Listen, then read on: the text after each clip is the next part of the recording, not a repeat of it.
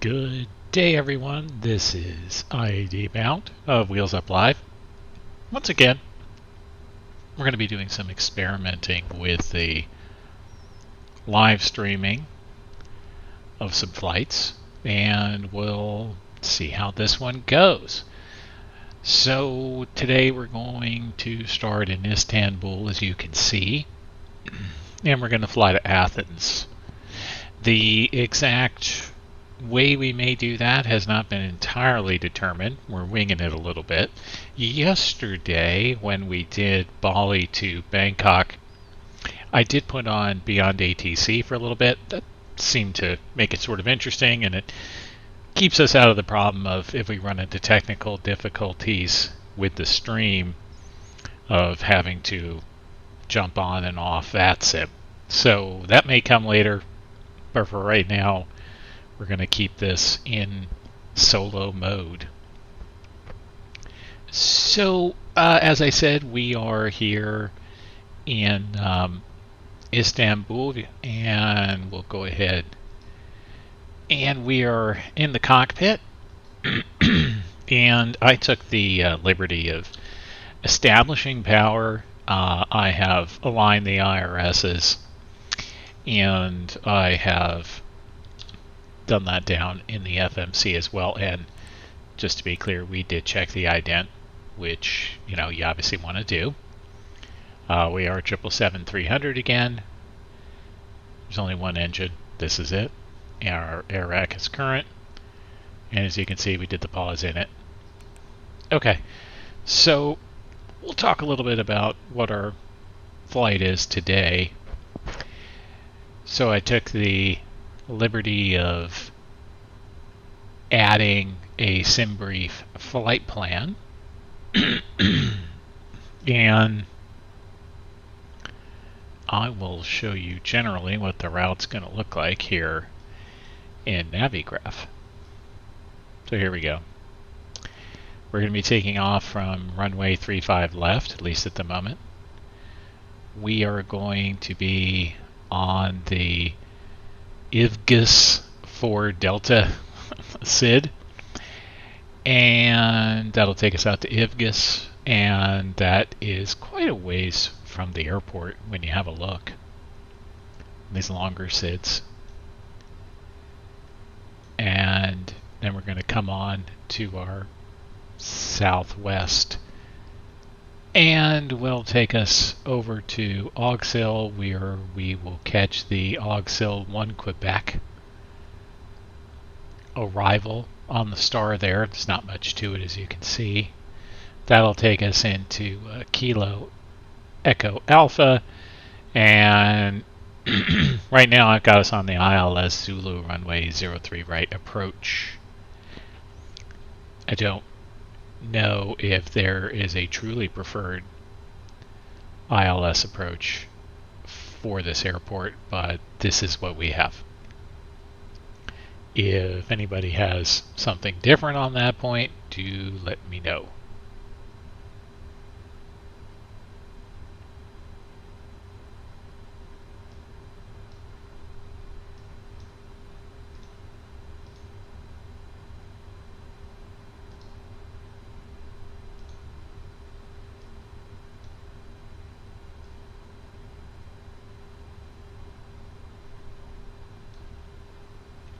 Okay, apologies, I'm just getting a little bit of a message here that we might have an issue with our stream. So hang on while I check that. Stream settings.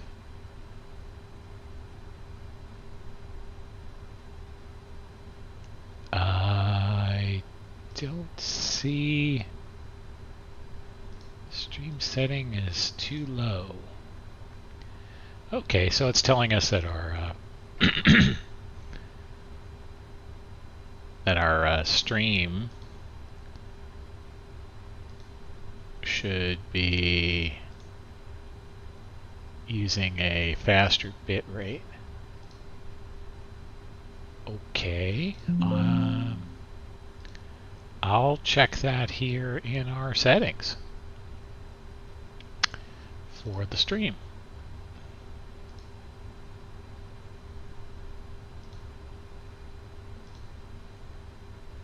Ah, got it. So let's see if we can update that. And we're applying. I'm hitting OK. All right. Well, hopefully the stream rate is improved. For a quick test here, I'll come to a different browser and we'll look. We're applying. I'm hitting OK. All right. Well, hopefully the stream rate is improved. Bangkok and 300 again. We can update that. Stream. All right. Well, I just rechecked on a different browser. It seems okay. All right. So let's talk about it again. So just for edification, I've trying out one of the stream overlays from our friends at Volanta. It looks generic, but it gets the job done, I suppose. So that's our route today. Should be an interesting one. I like this Istanbul airport. It's one of these places. It's massive, and the taxiways look like a jigsaw puzzle. I love this. Well, you could go this way, you could go that way, you could go this way, you could go that way. I mean, I don't know how many planes they were expecting to roll in here, but evidently it's a lot. One of the interesting elements there is you look at some of the taxi routes. So we're going to be going on 35 left hypothetically here, and it would probably have us taxi around from, as opposed to crossing 35 right, which I appreciate. It sort of takes you out of the problem of, ooh, I don't know, San Francisco, for example, and we'll come around to Bravo 1 Alpha, but we'll see if that actually works. And then we will also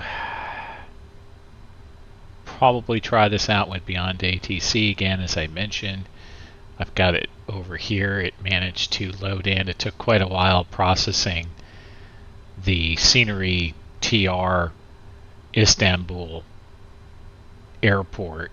I gather there are some issues with different airports and how Beyond ATC loads them. So, okay. I guess that's what we have. So now what I'd like to do. Sorry, I'm just doing a little bit of work here with OBS so I could see what's going on. We have the YouTube control panel. All right, that's excellent. If you are here with us in chat, please let me know. I'd love to know that you're here.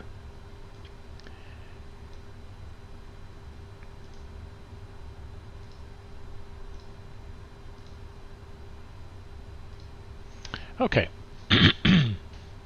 let's go back and get this plane moving along, shall we? So let's come back over here, and what we're going to do is our standard setup. As always, we'll talk a little bit about why we're doing what we're doing. So that should be fun.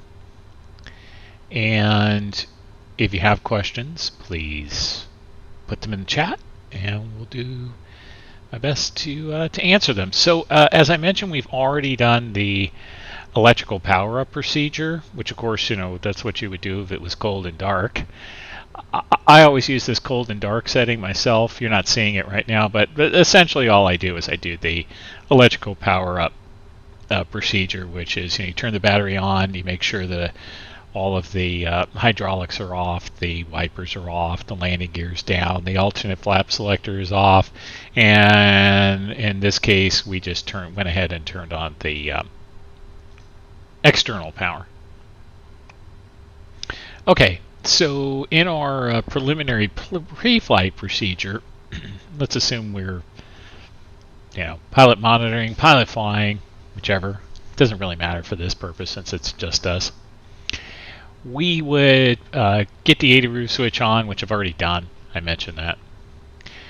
We would check that the voice recorder switch is on. It's actually on. It's on auto, so we'll leave it on auto. We would check things like the maintenance documents are okay.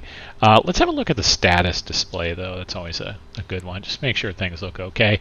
We've got adequate oxygen. We've got adequate hydraulic pressure. We don't have any APU information on yet because, of course, it's not turned on.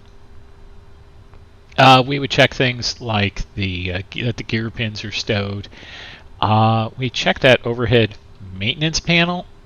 That's the one that's all the way up here. You just make sure everything's guarded. And that's really all you need to do. The cargo temperature selectors, you could tweak it as you need to. I always just leave it in the low position. You would check the circuit breakers. There's no active circuit breakers on here, so you don't really have to worry about that. You could check your you would check things like your current flight number, that your navigation information is correct if you had a flight plan in your hand, that sort of thing. You would check that your emergency equipment's there, like your fire extinguisher, your crash axe, your escape ropes, or any other needed equipment. You could do a PA system check, but of course you can't actually do a PA system check in this airplane. All right, so now we would be looking at our CDU pre-flight, and this is of course where the the rubber meets the road with respect to putting together a flight plan and having things all make sense in the right context of what you're going to do in your flight. And this is certainly true in our case here. So let's go ahead and start walking through that. As I mentioned, you would normally start on the ident page. We can see the other one over here, right? I've already said it's 777, it's our model, etc. And we did the pause init page. So next we would go and we'd be here on the route page. And our route today is going to be LTFM, right? Excellent. And we're going to LGAV. Wonderful. So you could do this a couple of ways from here. You could manually input the route. Okay, no big deal. Easy enough to do. In most modern airline programs, they are receiving the information through ACARS. And PMDG has kind of a light facsimile of doing that here, which is you can go to the route request, and as you can see, we have a sim brief route for our flight. Now, before you can use that, you gotta make sure that over here on your flight pad, your EFB, UFT, Universal Flight Tablet, whatever you want to call it, that you've requested the data already. Otherwise, you will not see this sim brief route message in your CDU. We're going to go ahead and use the sim brief route. Now, this adds some features that, of course, you can't get in the real world. One of them is that you can set the payload. All right, so we set the payload. One of them is you can set the fuel. So we've set the fuel. And now we can select the route, which I've done, and it says route requesting. Now, obviously, setting the payload and the fuel is a shortcut. You could take your time and load passengers, load fuel. Because the PMDG 777 doesn't really integrate with anything from, say, GSX, and their own ground services are somewhat lacking in my view, or not as nice to use as I would like. I just use the automatic uplink. So, we've got the passengers loaded, we got the fuel loaded, we got their luggage loaded. Yeah, it's not quite as immersive as it could be, but that's just how the ball bounces. Okay, so now our route uplink is here and we can load it. All right. And now you can see that the Route 1 uplink is loading. That's our message down on the scratch pad. All right, and you can see here in a moment, if we go, you can see it has loaded. It's not particularly long or complicated. You can see we've also got a message that our descent forecast uplink is ready, and our wind data uplink is ready, and our perf init uplink is ready. As I mentioned on yesterday's stream, I'm not a big fan of the perf init uplink, so you'll see I'm going to reject it when we get there. All right, let's just have a quick look at the route as it's loaded right now. So our flight plan,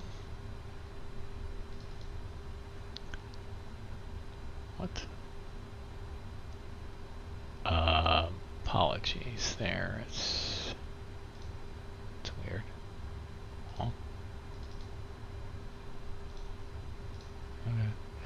Okay. Sorry, bringing that in, it wasn't opening. So our flight plan here, now yesterday we used the Lido format. Today I like tinkering the different formats. Today is actually Delta. It's a Delta flight plan.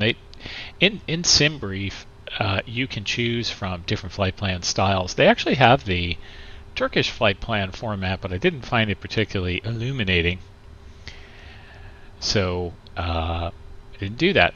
So let's have a look at the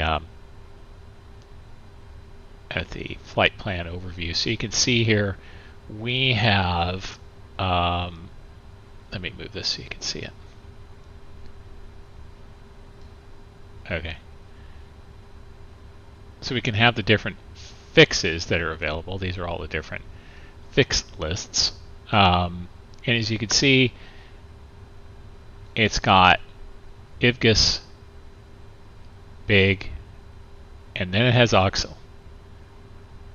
So what's happening? Well, IVGIS is our first point off of the SID. Then we're on an airway to Bravo Indio Golf, and then we're on another airway to OXL.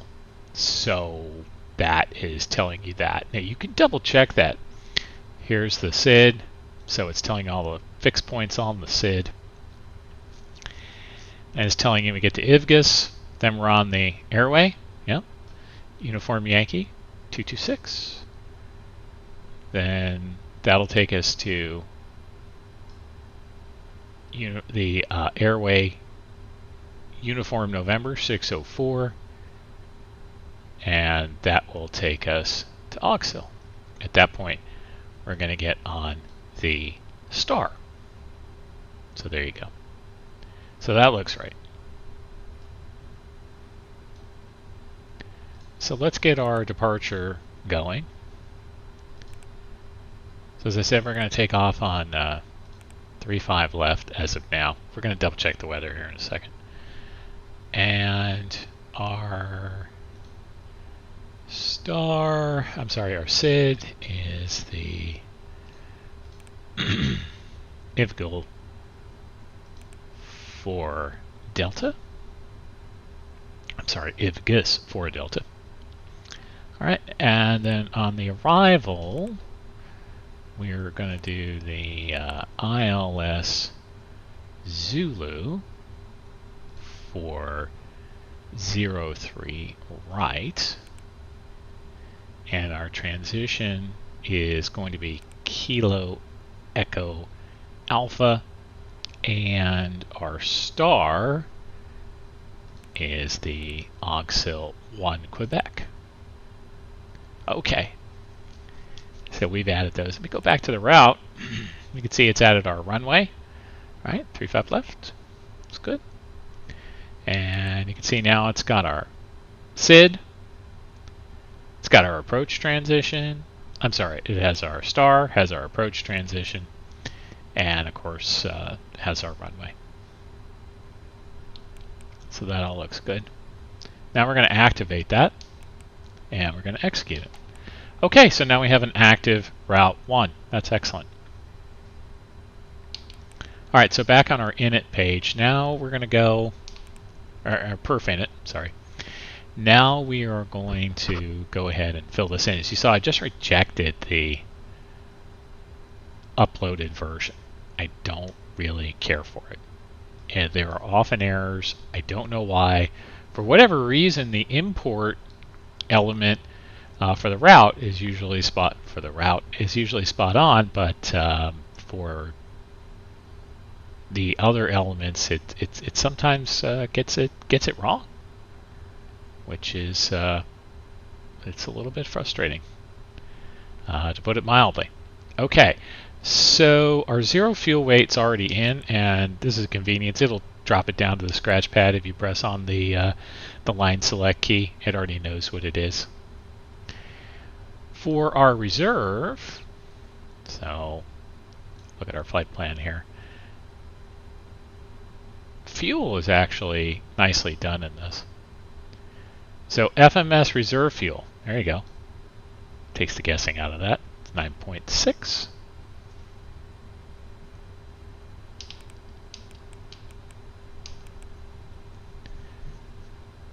Okay.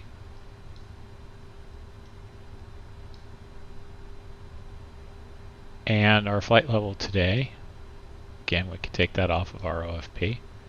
Flight level today, this is going to be 360. So we'll add that.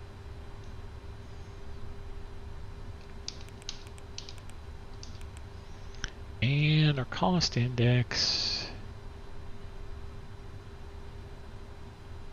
is okay. So here's where we run into trouble sometimes when you don't know the flight plan layout well enough. That's funny. Cost index is 59. It does have it right here. You just got to do a little looking. All right, so our cost index is 59. All right, there we go. Okay, so now we can go ahead and look at our thrust limit. And I usually just use the performance tool here from PMDG. Here's our performance tool. We're going to take off on 35 left. 35 left. Okay. And we'll import the aircraft information that's got our weight, our CG. Our air conditioning will be auto. The anti-ice will be off. I think it's pretty warm today. It is indeed. And we've imported the weather. We've got quite a breeze going, 360 at 21. Outside air temperature is 24, and our QNH is 1015. We'll go ahead and calculate that. For the acceleration height of 1,000, I've put that in as the default for this particular livery, which, by the way, we'll talk about the livery in a second. Okay, the rating is takeoff 2, so we'll set that. Cell temp is 44. So, you know, when you look at the takeoff 2 and the cell temp, so these are two different forms of derating the engines. The idea, of course, being that you rarely need full throttle, and this simply reflects a double reduction, so to speak. So it's this takeoff 2 is a default, but then the cell temperature will modify that. So takeoff 2 is at 20%, but you get a little modification when you add the cell temp. Not every airline has it set up this way, where they can do this double D rates. It just varies. This particular livery was set up that way, so I'm taking advantage of it. Alright, and we'll go to the takeoff page. What's it recommending for our flaps? Saying optimal flaps is 5. Okay, CG is already into the computer, so we don't have to redo it. And as you can see, our V1, VR, V2 in the CDU are matching the performance calculator, so we'll go ahead and accept those. Alright, and we'll go to the next page just to make sure. So you can see we have our engine out acceleration at 1,000, acceleration height's 1,000, and the thrust reduction to climb 2 is at 1,000 feet. And that is going to cover the initial CDU setup here. Alright. So what we're going to want to do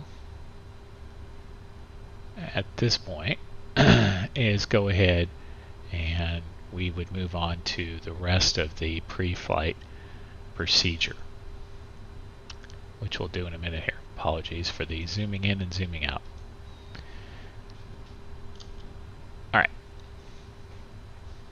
So I want to talk briefly about this flight.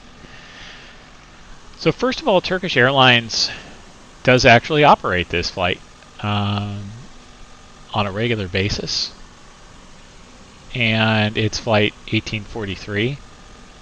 And they do operate it with the 777-300ER. So this is one of the shorter commercial flights out there that you can get in this plane. As far as I know, this particular livery, TCLJJ, really hasn't flown this flight, but what the heck, it's the same airplane. And as you can see, we've got the Champions League livery here. So that's always fun. It's football season. Oh, wait, when isn't it football season? Since most of the leagues have already started, and they'll run pretty much through May. So there you go. I mean, good times. So I'm actually going to do this for a second. We'll get a little closer to that. Get a little closer to that lever here. It's going to the drone camera mode there. All right, and you can see it's got the Champions League logo going. Surprised it doesn't play the music when you get on. It's got on the other side, but then also right down here it has the logo. By the way, you can see I operated the jetway and it didn't come anywhere close to the door, so that's always a good sign. I didn't realize Turkish Airlines was an official sponsor of Champions League, but I guess that's not entirely shocking. I actually like this little bit here where there's a little bit of dirt and grime on the door there, presumably where the gates rubber meets the door, although I suspect we'd see more of it on 2L. By the way, here's a little look inside. Yeah, it looks pretty nice. Alright, so we'll come back to our cockpit now, and we'll go ahead and work our way through the pre-flight procedures. So the thrust asymmetry compensation is auto. That's where you want that. The primary flight computers are closed and they're on auto. You can see this is a guarded switch. The electrical panel, obviously we've got the battery on. APU isn't on yet. The in-flight entertainment, passenger seat power's on, cabin utilities on. We have all the bus ties ready, primary external and secondary external power on. Obviously the generators that are coming from the engine driven elements are off, but they're in the on position for when they're available. Our window heat's on. I'm sorry, our voice recorder is set to auto. Emergency lights are armed. The service interphone's off. The passenger oxygen is guarded and closed. And the window heat is on. The ram air turbine is off. If what you'd be looking for there, you want to make sure that there's not a light on because that would mean it's unlocked, and that would be bad. So you'd have to get maintenance out to go fix that. Hydraulic panel, all of the positions are either in fault, but the left engine and right engine are on. That's where you want that. But you want to make sure that fault light's illuminated because obviously the engines aren't on. The rest of them are all in the off position. That's where you need them.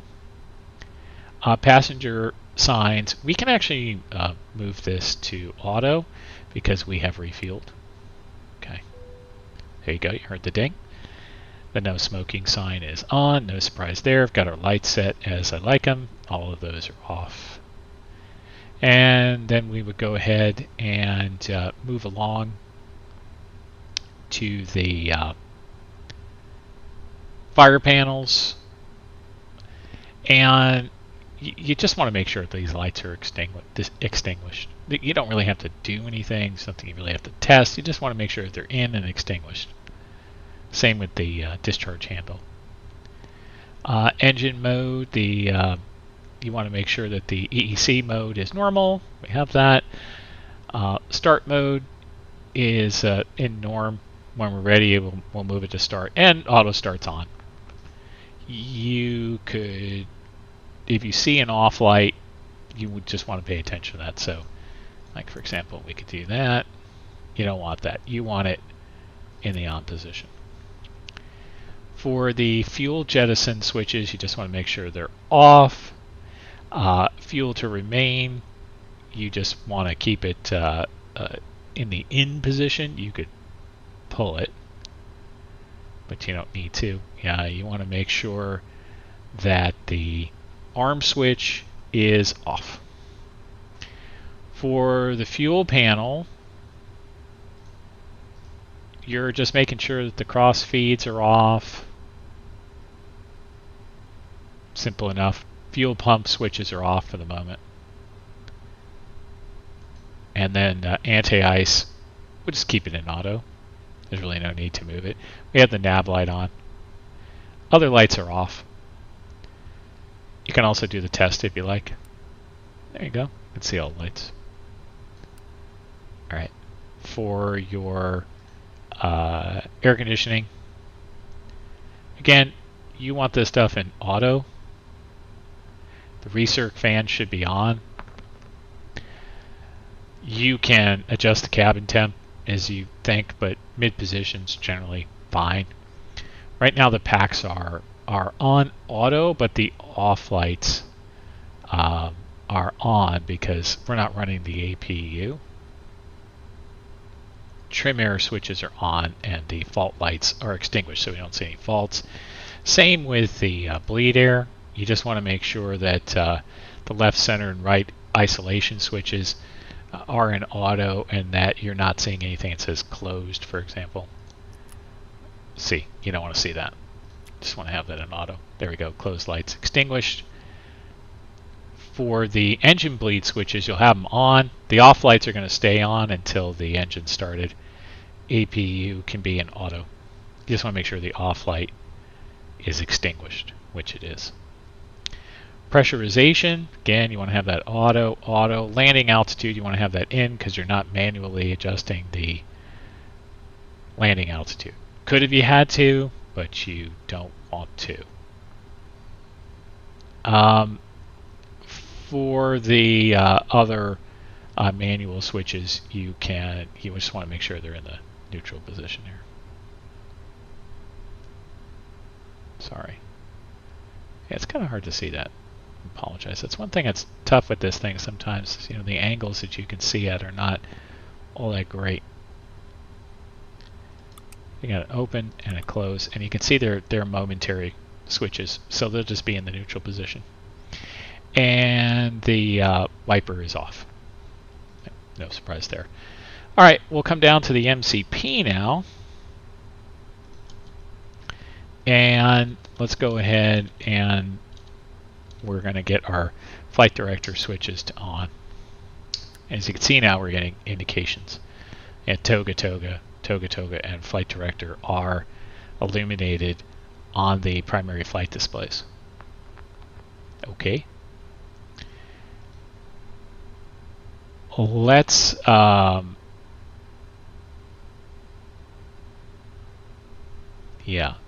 sorry. We're going to go to our EFIS control panels now. I'm actually going to focus on the captain side just because, you know, we're the ones flying. There is no FO. It's a little bit easier if we do it that way. So let's have a little zoom in here. Here's a little zoom in. Okay, so we have it in minimums are going to be in baro. The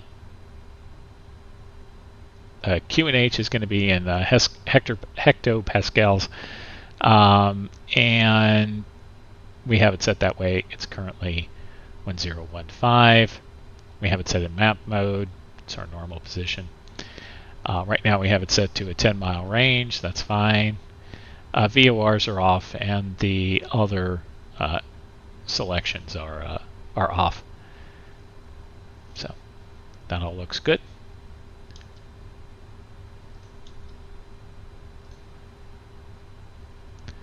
All right, so we could do a quick test of the oxygen, which is what you would do, right? Here we go. Press that. The yellow cross comes on. You can do. Sorry.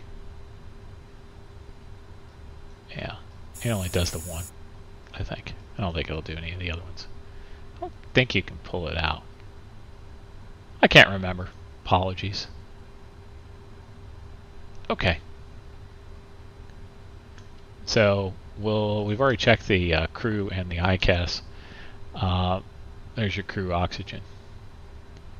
So that looks normal. Okay. The other thing that we would then check is just want to make sure that our instrument source are off over here. You can see them here. We've got our nav, display, control, air data. All that's in the off position. That's where you want it. Clock is fine. Inboard display, we've got it on the MFD. And as you can see, that's labeled right here. We have the FMC selectors auto. Yeah, let me just make sure we've got everything. Sorry. Yeah. All right. And checking our flight instruments just briefly. Already done that. Flight instruments are checked. Right, auto throw. So what you'd be looking for in here is just any unusual indications on your PFD. So for example, we've got, well, we have our VNAV speeds in already. So we're good to go on that. Auto throttle mode is blank. The roll mode is toga. The pitch mode is toga. And we're getting the flight director status, so that's good. And we have TCAS off over here. That's normal because we haven't turned it on. We've got the glide slope inhibit set, or it's off here. Flap overrides off, gear overrides off, etc. Gears down. And we already checked the alternate flap selector a little earlier, which is, you can't see it. It's right over here, so that's off. And the ICAS looks fine. Other than that, we are good on that section. We'll just come over here to our radio because it's off. Then on. We can get the first officer's radio on. We'll get it set for weather with turbulence. Our transponder is set to transponder at the moment. I've got it set to 2000 because we're not squawking any frequency as of yet. Okay, oops, didn't mean to do that. I don't know. See, that's interesting. The rudder trim was moving, even though I don't think we have any power to that. I can't remember. I thought you need hydraulics for that. I might be wrong. Okay, and other than that, we are good to go. At this point, you might do things like adjust your seat, the rudder pedals, etc., but we can't do that.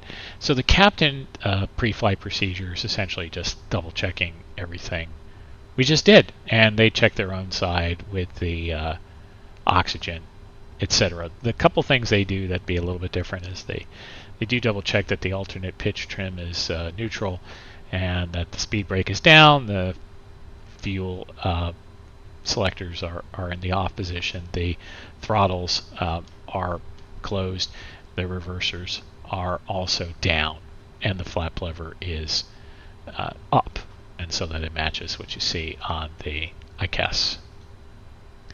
Stabilizer cutout switches are also closed and guarded.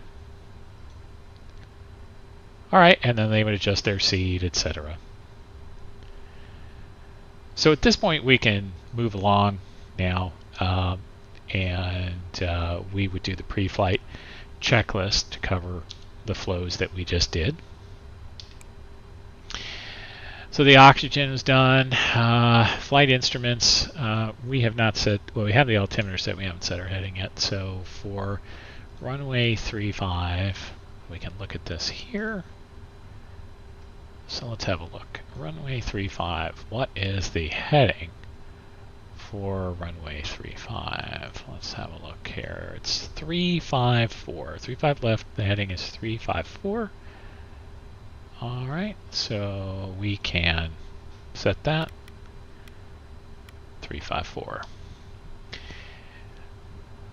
You heard me clicking that. I set that over in the heading. Come back. Let's just have a double check here on our V2 speed, which is going to be 155.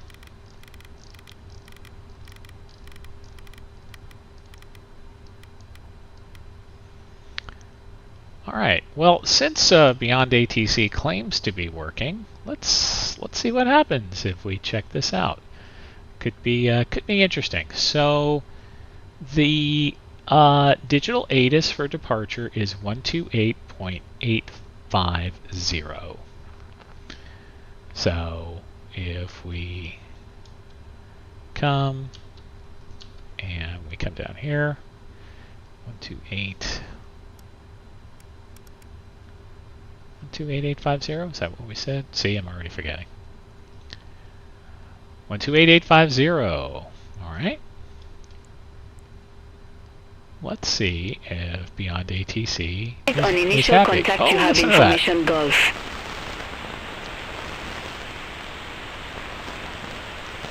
Istanbul Airport information Gulf. 1507 Zulu. Wind 005 at 16. Light rain. Few clouds at 1800. Ceiling 2000 broken. Temperature 24.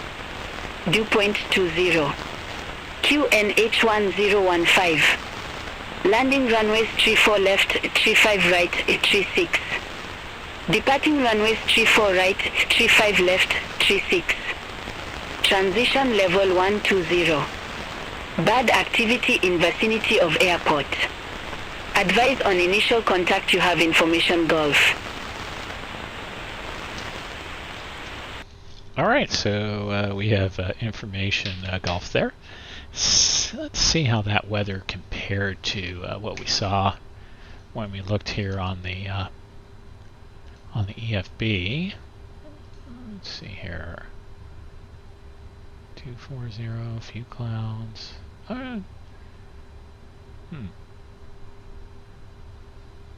Okay, well, that's pretty close. Interesting. Always interesting to see what the little differences might look like. All right, so Istanbul clearance is 1217. So let's call them up.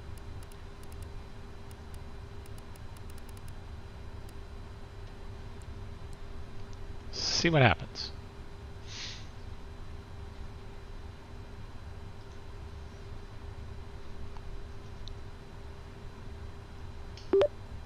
Istanbul clearance, Turkish 1843 Heavy with information Gulf requesting IFR clearance to Athens. Turkish 1843 Heavy, Istanbul delivery, information Gulf correct, expect runway 35 left, is before Delta departure. Squawk 4443.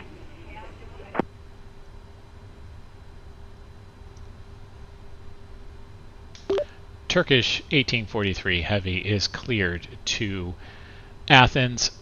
Expect runway 35 left. The IVGU for Delta departure. Squawk 4443. Turkish 1843 Heavy. Turkish 1843 Heavy, read back correct. Contact ground 130.2 when ready for push or start. Contact 130.2 for push and start. Turkish 1843 Heavy. Negative. Ground on 130.2. See, it gets very picky. Fine. Ground on 130.2, Turkish 1843 Heavy. There you go. Now it's happy. See? Alright, so we got a squawk code. The rest of it's consistent with what we have in the box already. So we'll get our squawk code in, which was 4443. Alright, there we are. We have that in. Good stuff. Let's get our parking brake set now. So as you can see, our pressurization's a little low there for the parking brake. So I think what we're going to do is, one, we're going to turn the APU on. Alright, APU is coming on. Just get that started up.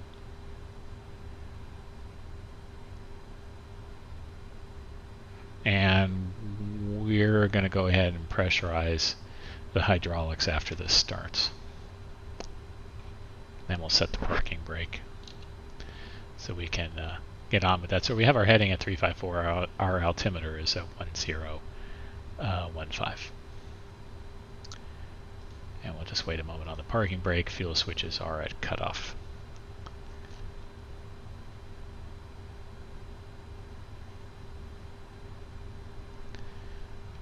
So if we watch here on the APU, you can see what's happening with that.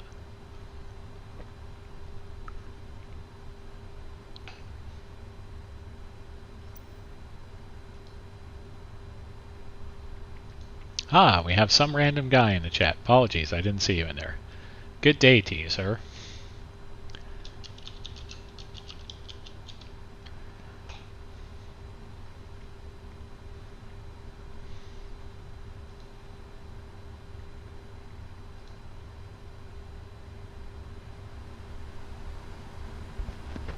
Well, I hope I didn't lose you there. Sorry about that if I did. Okay, so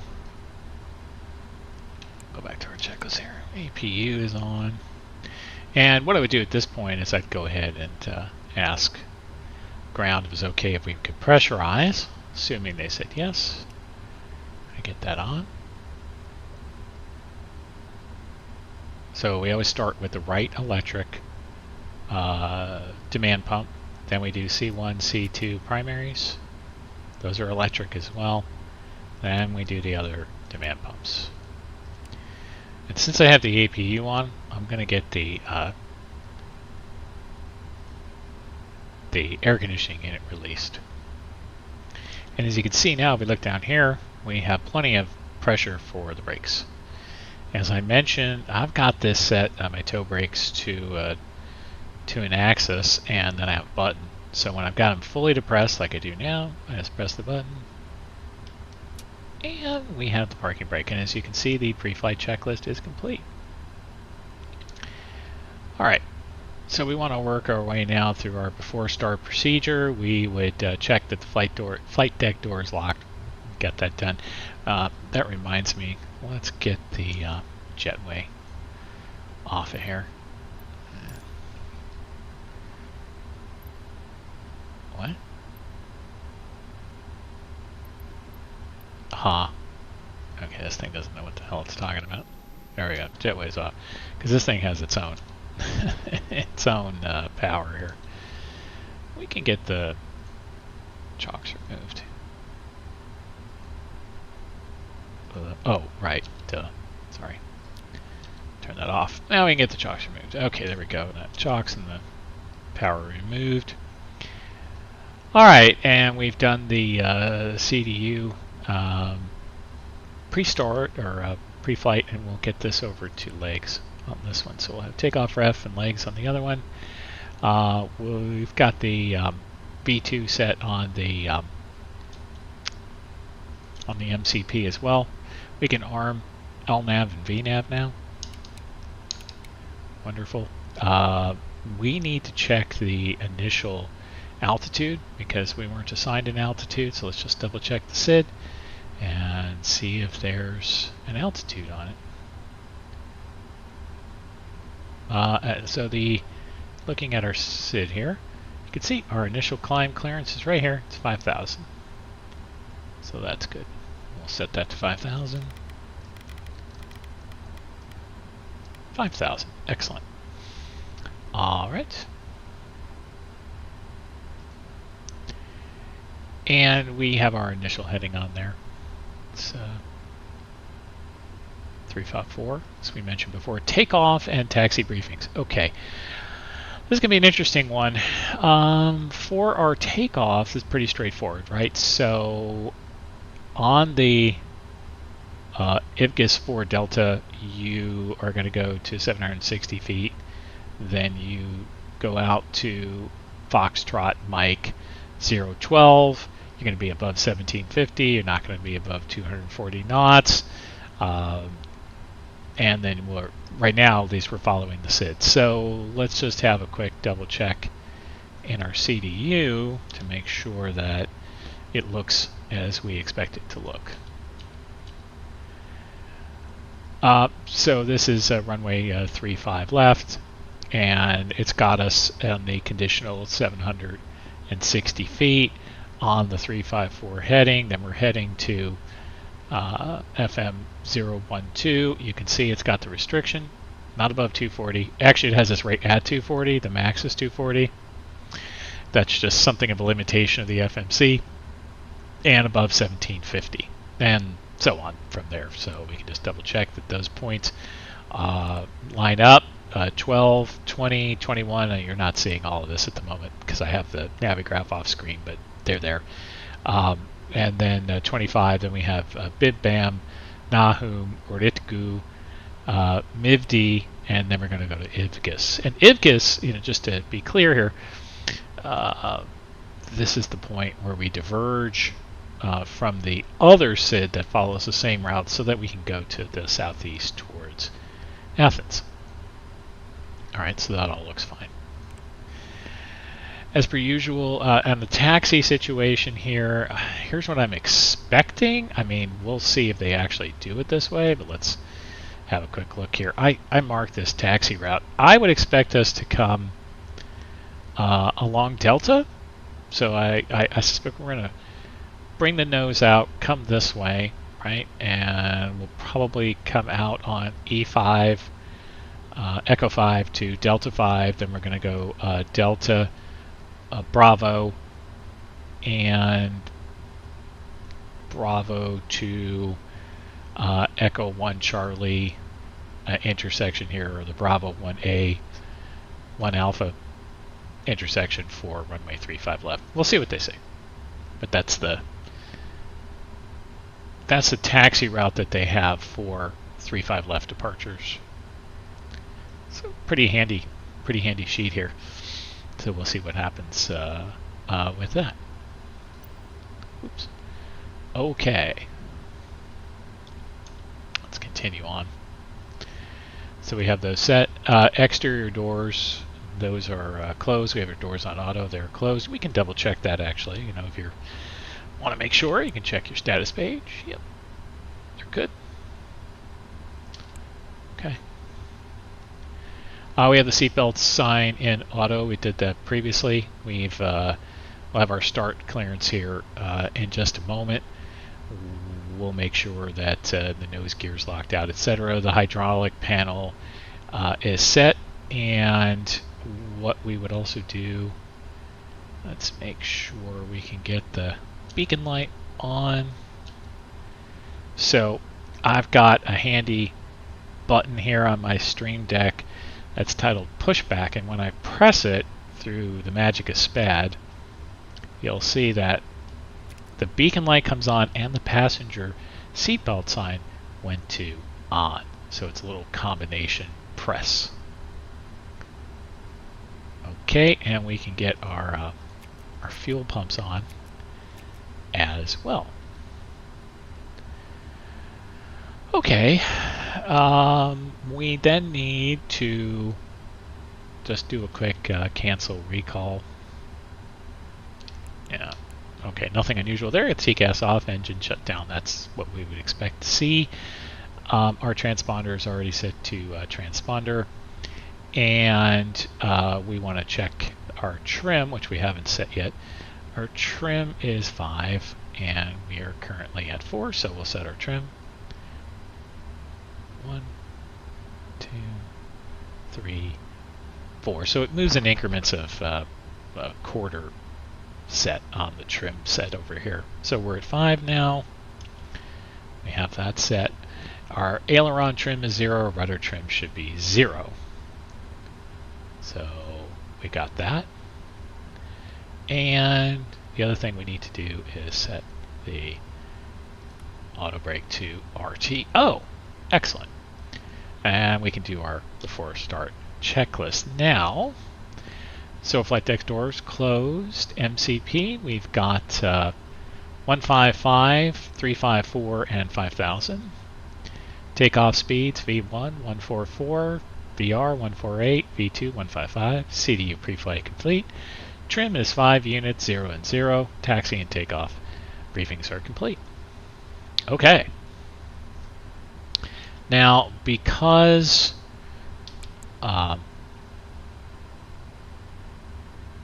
GSX is as slow as molasses, I'm going to get them started. Alright, so I've got them preparing for pushback and departure. Alright, so we were given the ground frequency of 130.2. I'm just going to tune that in. You can't see this, it's a little off screen, but trust me, I'm doing it. 130.2, this is very slow, which is very annoying. Because the 8.33 kilohertz spacing is painful. Istanbul ground, Turkish 1843 heavy is ready for push and start. Turkish 1843 heavy, Istanbul ground, pushback and engine start approved. Face north. So it's got us facing north. Why, I don't know. But we'll do it their way. Pushback and start approved. Face north, Turkish 1843 heavy. Alright, well. So the north will have us going the other way, but we'll see what happens.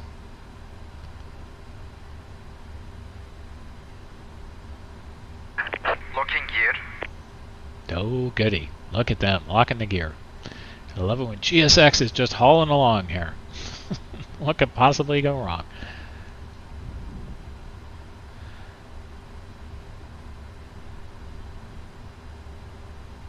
Hello, Max, John, and Cedric. Oh, we got passengers. We just did the quick load. Can you do a vertical takeoff? It's a 777. Of course you can. Will we? No.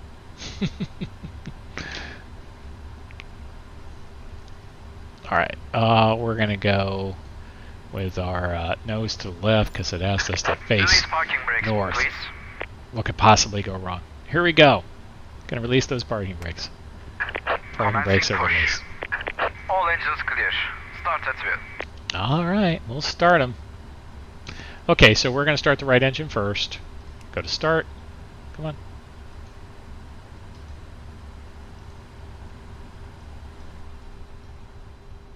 Well, oops. Okay, that was weird. Sort of froze there for a second. There we are. And we're starting.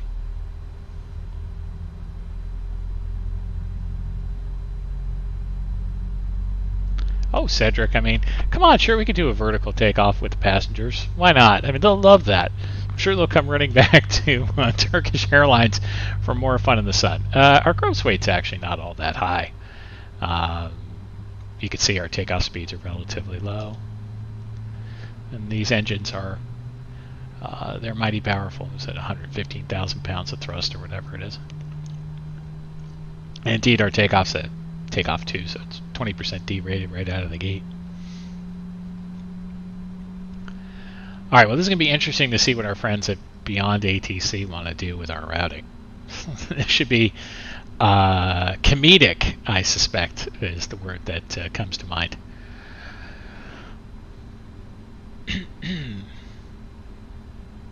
All right, so let's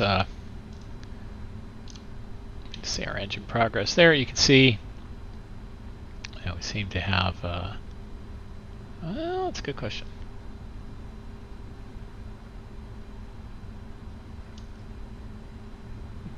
All right, looks okay. And we'll go ahead and we're going to get our left engine started. Get our fuel control on. And we got some oil pressure, that's good. N2, oil temp. Got some N1. And this thing pretty much starts without issue most of the time. Fingers crossed.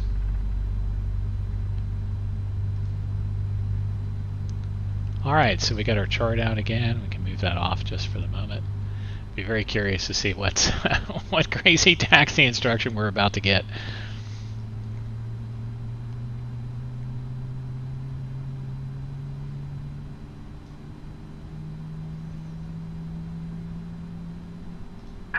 Please set parking brakes. Alright, so we'll set our parking brakes. Parking brake is set. Confirmation for a good engine start. Sure. Cockpit to ground. We have a good engine start. You can disconnect. Unlocking gear. Thank you for unlocking the gear. You're a good man. Wish we could have a little more conversation with him. It could be completely ridiculous. All right. That's good. They're doing their thing. All right, let's do our little after start flow here, right? So now that we've got that done, we're going to get our APU off. Okay, that's wonderful. The engine anti-ice selector is still at auto. Again, no big surprise there. We can get our flap set for takeoff, which in this case was 5, so we'll call flaps 5. Left is clear, right is clear. There we go. Flaps 5 is set. Now, as I mentioned the other day, you just want to make sure the flaps are actually moving, right? Just because you said it doesn't mean they're moving, but you can watch the indicator right here on the iCast. It's telling you how it's going. Flaps are deploying. Okay. And we check our flight controls. We'll just do a little full forward, full back. You can't quite see it very well. I'll try to make it a little better. There we go. Full left, full right, neutral, and we'll go ahead and move our rudders. A little bit more than that. All right. Watch your knees, so to speak. Wonderful. Okay, at this point we would also double check our recall. Excellent. TCAS off is the only thing we see. That's what we want at this point. Okay.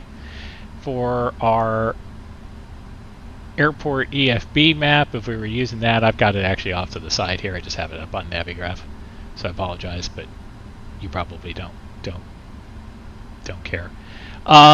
Cedric, your question, is it worth it to purchase GSX? The short answer to your question is yes. The long answer is like any add-on program, it has its issues. I mean, that's just the truth. But nothing does Pushback better, really. And it has other features that some people just absolutely love, like you can have passengers sitting in your plane now. It it has a host of other options for some planes where it's more tightly integrated, like the Phoenix. It'll bring fuel trucks out. It'll do all, load the passengers. It'll do all of those things. PMDG doesn't have a lot of GSX integration, so you won't get as much out of it there, but it's a good program. I don't think there's any question, and it's sort of the 800-pound gorilla in this market. Nothing really competes with it. So I think the answer is yeah, it's worth it. However, let me add one thing. Never buy it at full price. GSX goes on sale fairly regularly. Just wait for a sale. Just keep your eye on the FS Dream Team website for a good sale. All right. Where were we? Yes. We're going to do our before taxi checklist. Okay, so anti-ice is auto, recall was checked, auto brake is RTO, flight controls are checked, ground equipment is clear. So, and our before takeoff checklist, which is just class 5, that's also complete. So we're good on the checklist. Now, I also have another little setting for on my Stream Deck here through SPAD, where if I press on the on what I call taxi, you'll see that it turns the taxi lights on and the runway turn-off lights on, and voila, you've got that. Okay, now we can go ahead and call for taxi here on GSX. Istanbul, ground, Turkish 1843 heavy. Request taxi instructions, runway 35 left. Turkish 1843 heavy, runway 35 left, taxi via Tango 2, Echo 8, Charlie 1 Bravo, Charlie 1 Alpha. Hold short runway 35 right. So this is a completely illogical taxi routing, because the way they've got it set up, the whole idea is you don't cross runway 35 right, but whatever. Fine. Runway 35 left, taxi via Tango 2, Echo 8, Charlie 1 Bravo, Charlie 1 Alpha, hold short runway 35 right, Turkish 1843 heavy. Okay. Alright, well, it agreed with that. Whatever. We'll see how it goes, shall we? Okay. So what we're going to do now is we are going to get our parking brake off, and I'm just going to double check my chart here on what it actually wants us to do. So we're on T2 now, and it wants us to go to Echo 8, which is a ways up here, and then it will have us make a left, and we'll be on the Charlie 1 Alpha and Charlie 1 Bravo, and then we'll hold short at 35 right. So release the parking brakes, add a little power, clear on our left, clear on our right, hopefully.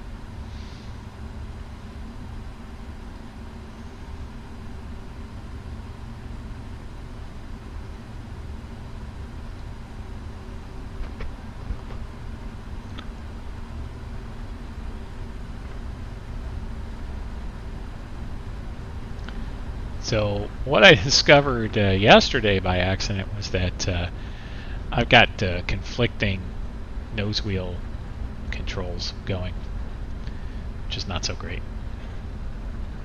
I have to be careful of that. I haven't actually fixed that. Coming soon. Fix. Not. Alright, we'll get our weather on this side.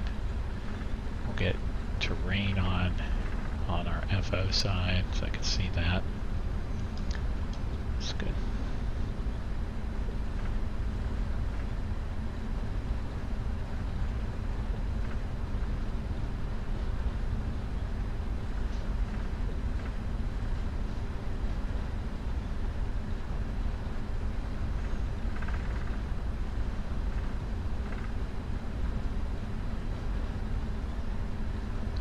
questions, gents? It's very quiet in chat now. Okay, that's fine. Alright, we're just cruising along here. And here we are at our intersection. Just put a little tiny bit of brake into it. You don't want to go through these curves too fast. And there we go. So she's a big bird. Very big. Give yourself plenty of room. We do indeed have a little bit of rain. Nothing too terrible. Alright.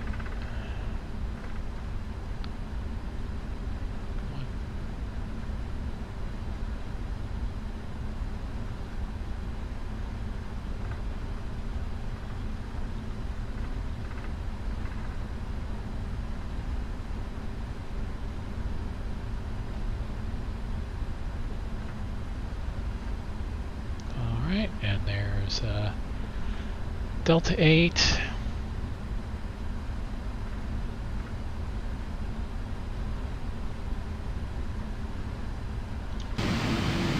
Taxiing along, enjoying the day out here.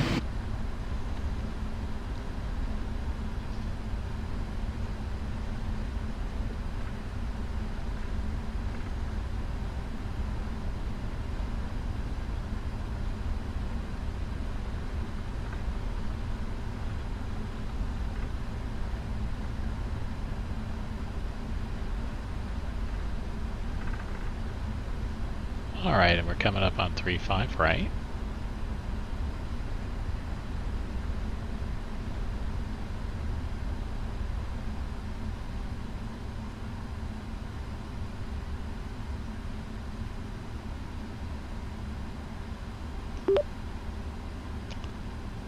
Istanbul ground, Turkish 1843 heavy, holding short runway 35 right. Turkish 1843 heavy, cross runway 35 right at Charlie 1 Alpha. Continue taxi via Charlie 1 Alpha, Bravo 1 Bravo. Cross runway 35 right at Charlie 1 Alpha. Continue taxi via Charlie 1 Alpha to Bravo 1 Bravo, Turkish 1843 heavy. Alright, so we'll just go ahead and cross here.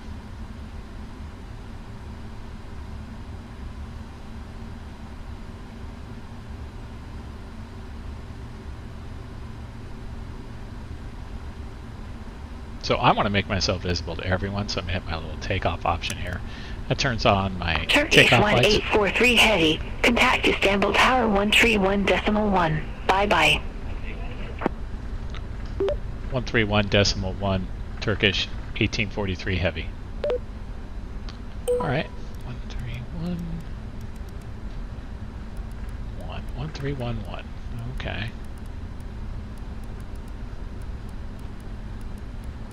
Oh boy, this is slow. Changing the frequency, that is. 1311. Okay.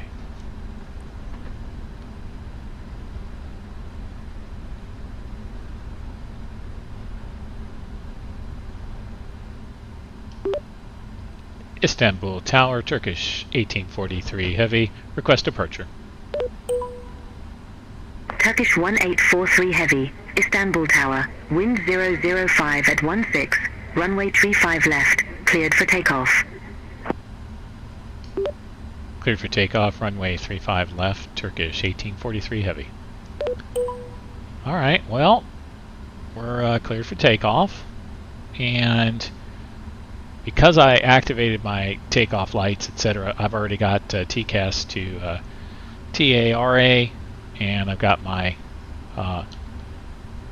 landing lights, strobe light, they're all on. Oops. Alright. Okay. So we're going to get ourselves ready for takeoff here.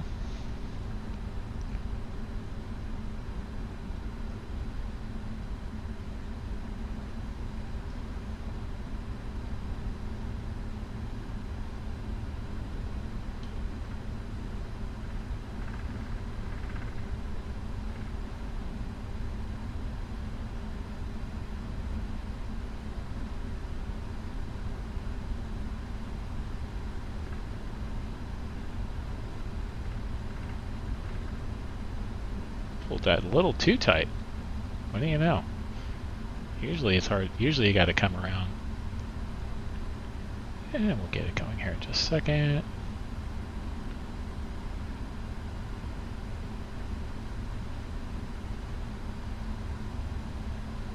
Alright, well we're slightly offline here, but we'll correct that in a second. Okay, so we're ready for takeoff now. And what we're going to do is spool up to about 55%. Going to wait for the engine to stabilize and we're going to hit toga. Here we go.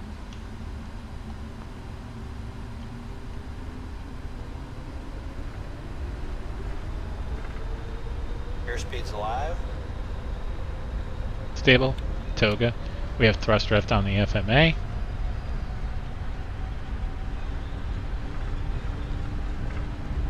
knots. Cross check.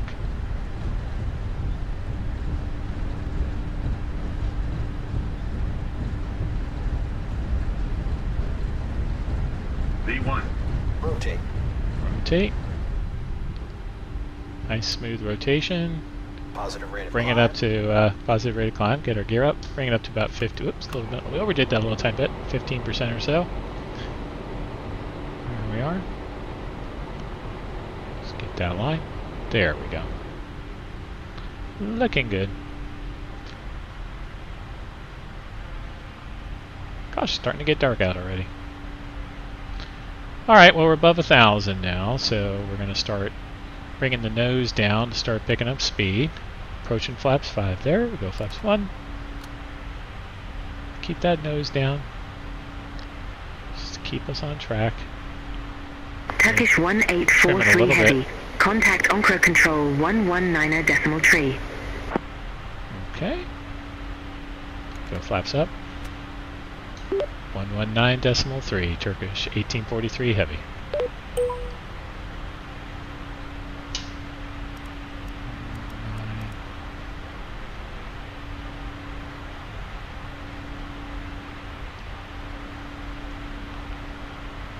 Decimal 3.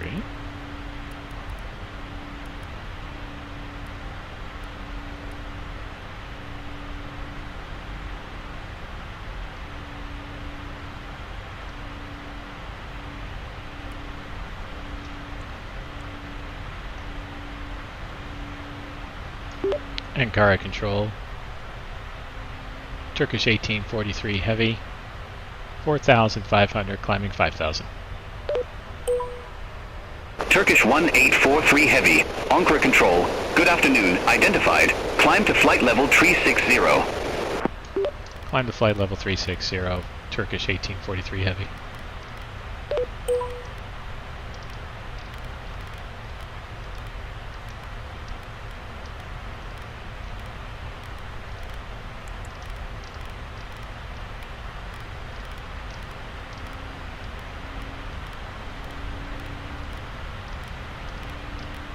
So I think that's a little bit unrealistic to expect to be cleared that quickly. But okay.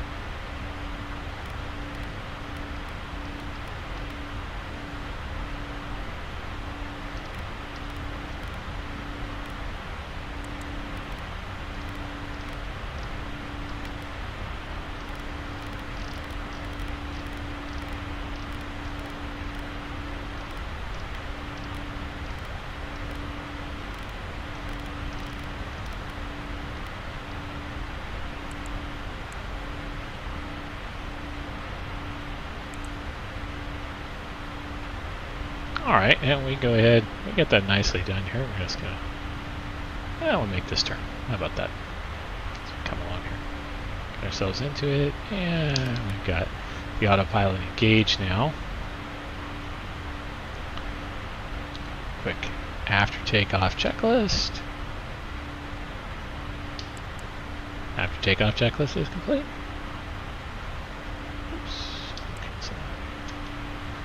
Alright, and we're just about at 10,000, so we can do my after takeoff preset. And the after takeoff preset's cool. It sets the passenger seats back to auto and turns the taxi lights off and the runway turn off lights off and the landing lights off, but the strobe light stays on.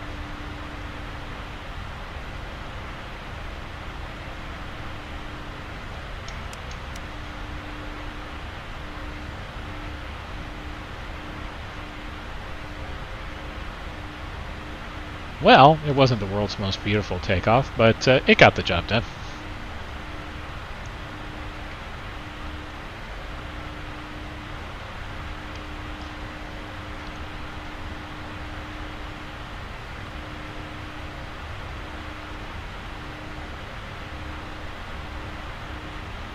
Well, it looks pretty nice out here. Oh yeah. Well, you know, you can say what you want, but MSFS is, it's something. It really is. I have other simulators.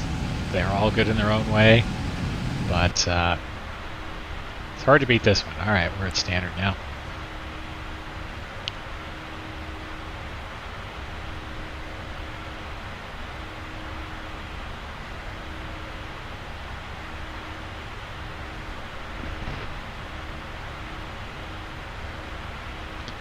So I guess our overlay is actually working. Got our speed, vertical speed, heading, so on. It's a friendly reminder. We need to bug up the heading.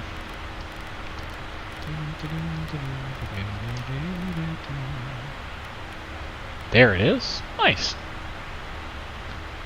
So I mean, obviously the 777 is an autopilot plane, primarily. I don't want to overstate that, but I mean it is. It's important to keep that in mind, that this is a cruiser. It does a lot more long hauls than short hauls, so it's the sort of plane where a lot of the features are, I feel, designed to aid the pilots in the long haul mode. I mean, even just something as simple as, you could take your range out to 640 miles, which is more than our entire route here.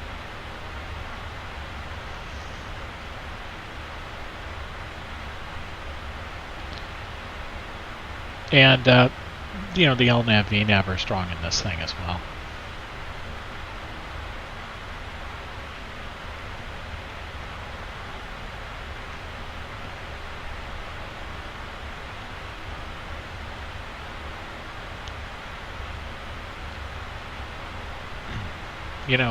Actually I did forget one step. Apologize for everybody. Forgot to set our 1000 on the barrow for the takeoff. See? Yeah. You missed stuff, it happens. Particularly when you're sort of running it yourself, but it's important to double check those things.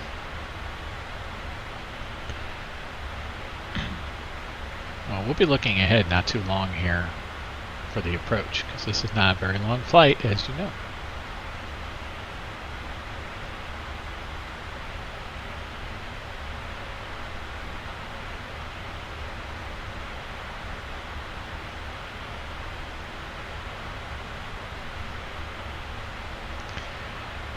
So the pure power of this plane is tangible.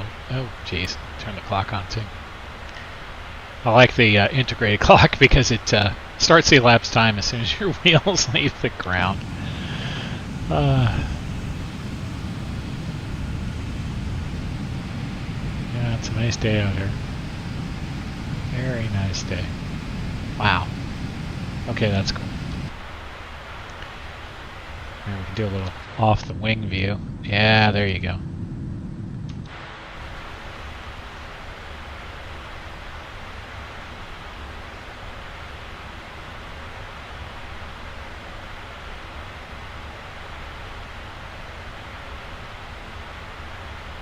Captain Chairbus is here. How are you, good sir? For those of you who don't know, Captain Chairbus has his own channel. Lots of good streams on there. Suggest you check it out. Yeah, the PMDG is an absolute beast. I'm not as much of a regional jet fan as some people are, but yeah, we're a little weak on that. There's no question. I don't think FSS has ever really sorted out their issues. And they've moved on to the 727.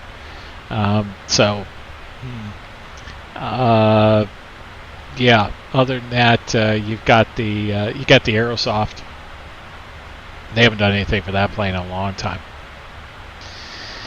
So yeah, we're a little short on that. I know there's an A220 in the works, if I recall correctly. So we'll see what happens with that. Over on X-Plane, Hot Start's working on an A220. You can be sure it'll probably be the best airliner anybody has ever modeled, probably. But who knows when that'll come? And you got to be ready to fly an X-Plane. Although Toto does say on occasion, that he's given some thought to working his flight model into a sim agnostic setup, and so maybe you just be injecting into whatever simulator they got. So it's just we'll see what happens. Oh, actually, that's a good point, Captain Cherbus, the Fokker and the BAE. I mean, those are older, obviously, not really. I don't think anyone's maybe someone's operating them, but I can't recall specifically. But yeah, those are other fun options for the more of the retro plane scenario.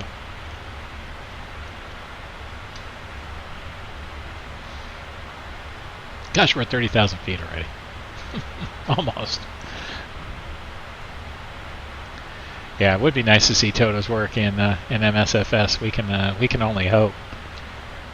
All right, let's just take a quick look here. Everything looks fine up top. We do a quick recall. Yeah, nothing. Excellent.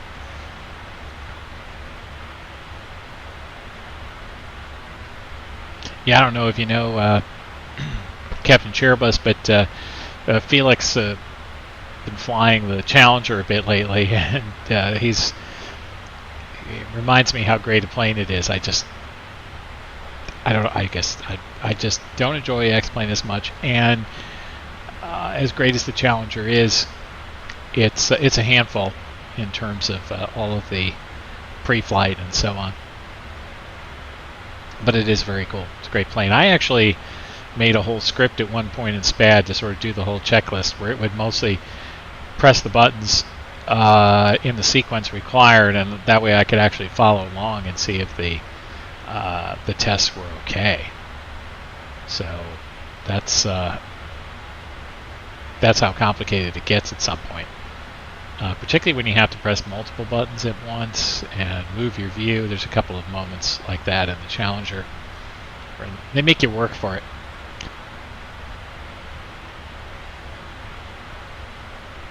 Alright, coming up on 33. We haven't gotten... This beyond ATC is a little different, I guess. I guess we're at the center level now with anchor control. Yeah, we are. Okay. So we may not be hearing from them again anytime soon.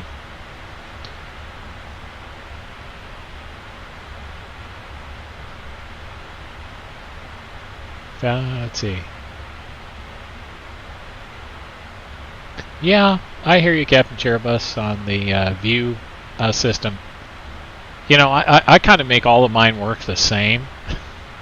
So I use the numpad for all of my view setups. So, like, for example, if you assume you've got 0 through 9, 0 is my captain's position, 1 is the left wing, 3 is the right wing, 2 is the pedestal, 4 is the EFB, 5 is kind of a down and to the right view, 6 is usually the CDU or MICDU, 7 I just have it in the middle here. I vary that sometimes. Sometimes it's a GoPro view. 8's always overhead. 9 in this case is the further overhead. Could be a GoPro type view or a left-right view, depending. And I just sort of make it work that way on all the sims, whether it's was P3D originally, X-Plane, and MSFS. I just force it. That makes my life a lot easier. Now, the other thing I did in MSFS is I reassigned all of the default instrument views as well to actually like Q and W and E and R, so I can go 1, 2, 3, 4, 5. These are all of the PMDG preset ones. It's not the best, but one other option, of course, is is flow from parallel 42, and you can jump around in here, which is pretty good. Yeah, you like the drone view? Yeah, it's good. I don't know. I don't love the MSFS camera system. I kind of wish we had. I still wish we had chase plane or equivalent. One thing that's nice on Flow is it can take you all of the default drone views, which are hard to get to otherwise, kind of. Sort of like having this easy map system. You know, for whatever it's worth. Same here with the externals. You know, 'cause part of it's what the developer does. Some of them have some great preset ones, and others don't. It's just unfortunate, but can't win them all.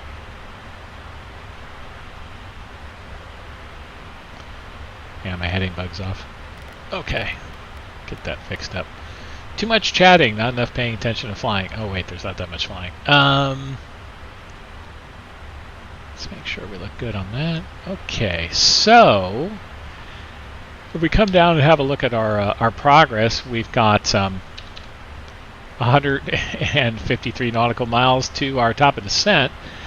So believe it or not, let's go have a look at that. All right, so we're coming in on the Auxil 1 Quebec. Am I a Commanders fan? No.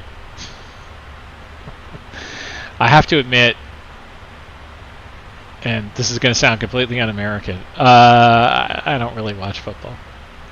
I occasionally watch college football just because I had a kid who went to a big college football school, but I don't really watch. My dad's a massive football fan.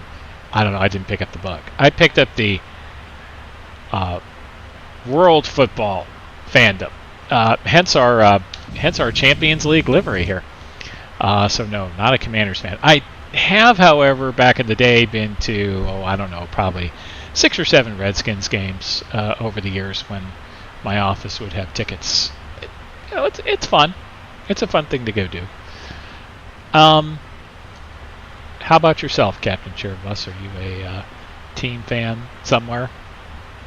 I'm guessing you are. The question suggests that you are a fan of another team. Also, I hate the name Commanders.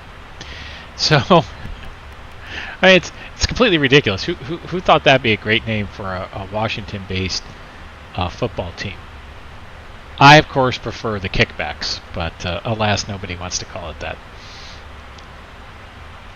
All right, so what was I looking at? Oh yeah, on the Navigraph. So we're coming on here on the Auxil 1 Quebec. We're coming in from Auxil.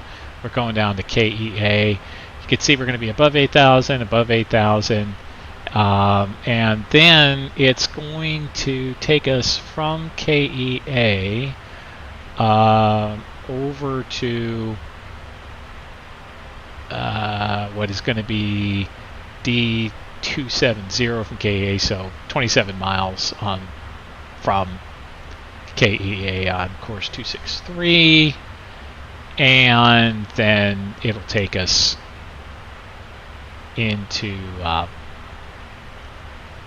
Delta 20.0 ATV, which is up here on the Athens VOR, and then it'll go ahead and run us along into that, etc.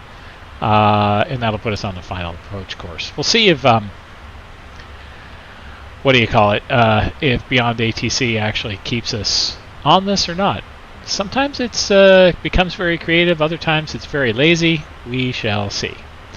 Let's have a look at the actual final here. So on final, let's see here, Captain Chairbus, I'm mostly a college football fan, just Penn State. Wonder if you're excited for opening weekend. No. I will tell you that the fandom level here has dropped so much since my early days here in the DC area.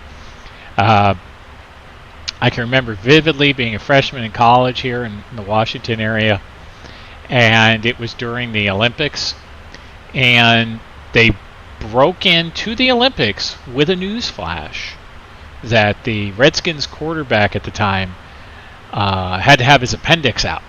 So it was, let's stop the actual Olympics for a news flash. No, you're not under attack. No, nobody's been assassinated, but the quarterback has to have their appendix taken out. So that's the kind of stuff it used to be like here. Now, nobody cares. Dan Snyder has sort of killed this team, and I've been resold, of course, recently. But yeah, we'll see. Maybe something will come back. All right, so when we get down there, our final fix altitude here is going to be 3,200. Our decision height is going to be 471. I'm actually just going to get ahead and do that right now with my favorite cheat, so to speak. This one, right? You can come up here, EFIS control, turn it on, and you can put in the minimums. That way you don't have to futz with the knob. There we go. Futzing done. Alright, so that's it. I like getting ahead on that one. Yeah, the Redskins did have a huge fan base. There used to be these claims that there were literally thousands of people on a waiting list to get season tickets from the Redskins. Turns out that really wasn't true. And at one point they actually took seats out of the stadium over at FedEx Field, or whatever they're calling it now. I think they just renamed it. I was there early on when they opened that FedEx Field. I've never seen a place so difficult to get in and out of. Traffic is mind-numbing. So I see you're a Penn State fan. Gotcha. All right, so no Joe Pa jokes then? All right, sorry. Okay, let's see. We've checked that. Let's have a quick look at where we might go when we get to the airport. Come back and look at the airport. So I've flown into Athens a few times. I wouldn't say that I'm an expert on Athens. We're going to come in 35 right. Main terminal is here. I'm going to guess that's where our parking will be. We are a very large plane, and I expect that we will be coming off the runway here around D8, D7. I'm not sure which intersection this is here. Good question. Or D9, probably closer to D9. And then we'll turn around and come back via Delta to what I assume was going to be one of these main terminal parking spots. That'll be fine, I suspect. Let's see if there's any other parking information of note. Look at some parking stands. Oh, there's quite a few here. Some of these look pretty decent sized. I'm going to guess this beef, Bravo 5, 7, those are probably pretty big. Alpha 1. Hopefully big enough for this monstrosity. Okay. Anything else of note in here? Let's have a quick look at the go-around procedure. I would climb straight ahead, intercept and follow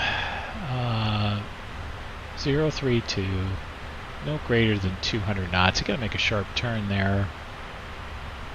And we'll go 5,000. Okay. Alright, and displace threshold at 03, I guess. Our localizer is 111.1. Final approach course is 032. We'll just double check that that's what we've got in the box. Yep, that's what we got in the box. So it's interesting you asked that question, Captain Cherubus, about do I fly online or mostly offline. I would say I have no real set pattern. It depends what I feel like doing. There are just sometimes I don't want to deal with VATSIM. There's other times I would prefer to fly on VATSIM. It depends what else I have going on. If I'm in a situation where I want to fly, but there's other things going on around the house, I prefer to fly offline. If I need to be able to get up and walk away, I don't like doing that on VATSIM. There's a lot of dead spaces out there. You know, you're deep into Unicom, but it's Unicom, and at that point, what am I doing anyway, so to speak? And there are other, you know, places, etc., where I don't really care for some of the controlling either. Nor do I care for some of the other people that are on. And so it just varies. I've been sort of tinkering with this because this is only the second live stream, and I didn't really want to be on VATSIM for a live stream in case there's a technical issue. But I'm sort of enjoying tinkering with our friends here at Beyond ATC because, well, I don't know. It's sort of a fun program to see how it's doing. It's come a long way. I mentioned the other day, yesterday, that I also tried a one-day trial of say intentions.ai. Also quite interesting product, very different than Beyond ATC. I feel like it probably needs more work in terms of controlling enforcement, controlling consistency, readback consistency. But it's great with how well it does with the things that you say when you have requests. And the Turkish voices are great. 1843 Heavy. Contact Athens Control. Here we are, Athens Control. 875. Hey, Captain Chairbus, is that super loud when you hear it from Beyond ATC? I'm just curious. All right, let me change our frequency. All right. 135875, Turkish 1843 Heavy.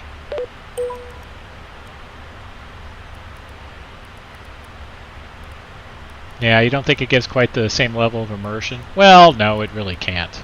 I mean, it's just not the same as talking to people, but it's pretty good, I think. I feel like they're both pretty good. Hang on just 1 second here. Athens Control, Turkish 1843 Heavy, flight level 360. Turkish 1843 Heavy, Athens Control, radar contact. All right. One of the things that, you know, I sort of threw myself into the basic piloting a little while ago. Spent quite a long time working my way through the VATSIM P1 program with a virtual airline, British Airways Virtual BAV. And that was a great experience. So technically I have a P1 on VATSIM. But frankly, so much of the time that you're on there, you're just flying by yourself. I'm not as big a fan of that. In some ways, I like events more because there tends to be more coverage, but then you have more ding-a-lings. It's just challenging to find that balance. VATSIM's a free service. They don't want to have a situation where they're restricting usage. I don't blame them. I think they've got the right philosophy, but it does mean that, you know, you just get a lot of nonsense on there as well. So, you know, it's tough to decide some days. I know others like Felix who just, they have it on by default. They don't even think about it anymore, you know. Whereas I feel like every time I'm making a flight, I'm making a decision about what kind of flight I'm doing and why I'm doing it that way. And that makes it tough. No, that's why you do the 45-minute flights. Yeah, that makes sense. Also, you know, how much time you're going to spend sometimes. Yesterday for the test flight, because I kind of wanted to have time in the air to test some things. I did a 4-hour flight, and that was a little too long. But let's face it. So with our top of descent coming up, I'm going to have a quick look again at my and what we've got in the box. So we've got Atsoff, Saucier, Oaks Hill, right? So 280 above 8,000. So I think it's predicting we're still going to be above there. Same at KEA. Otherwise, I think our speed will drop if we need to. KEA 27, we have 240 and above 4,000. Turkish 1843 Heavy, Athens Control, expect Oxy 1 Quebec, runway 0 tree right. Expect the Oxy 1 Quebec and runway 03 right, Turkish 1843 heavy. So I don't particularly, at some point I'll be in the midst where I'm just going to take over control of the plane when we get near these closer points like Delta 190 kilo. But just to get this thing thinking, I'm going to get us at 204,000 at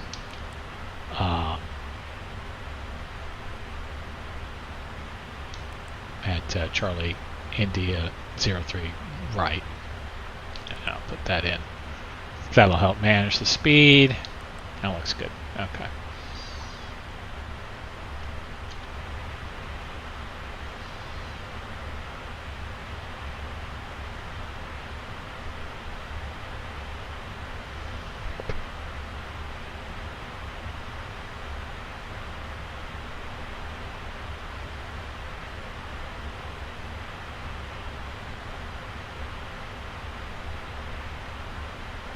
So I'm looking at this overlay. Not bad. It's not bad. Sort of interesting how you get the altitude differentials in these overlays. You'd think they would have corrected for that. Ah well. Volanta at work.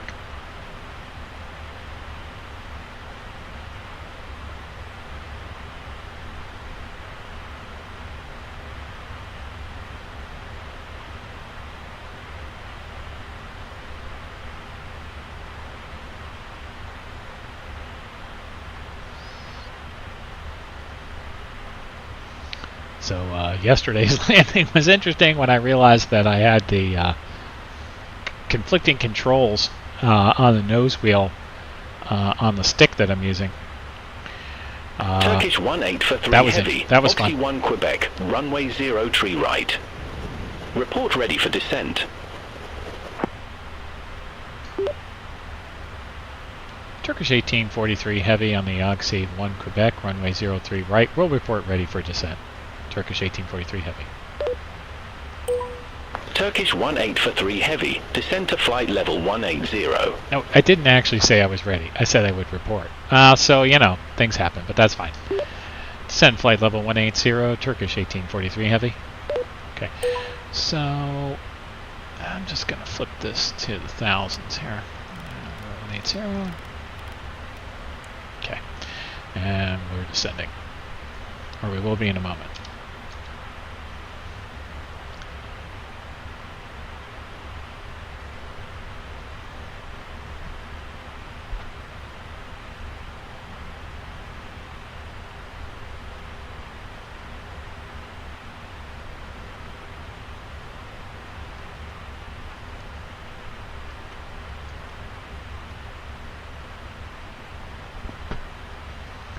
So Captain Cherbus, if you're still watching, are we getting okay volume levels, microphone, that sort of thing? Hard for me to tell.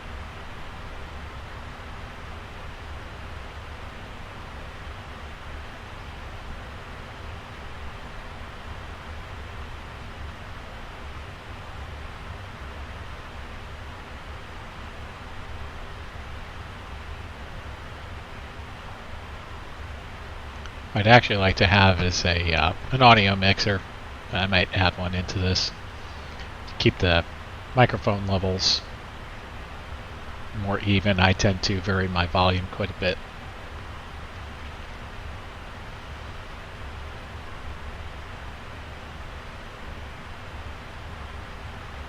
I say poor microphone technique, I suppose. Yeah, there we go. Sun's bright. Might have a bit of daylight when we land. Ah, okay, sorry. I missed that earlier. My bad. Yeah, okay. I'm going to bring that down a little bit. Alright. So on the next call, let me know if it's better. Bring it down. Okay. So I have another setting that I like to use. So when we get to 10,000, I've got what I call the approach button, and the approach button turns the seatbelt signs to auto and gets all the landing lights on. So that's kind of another fun shortcut for those who are looking for those kinds of things to keep your eyes forward, which I much prefer when I'm doing this.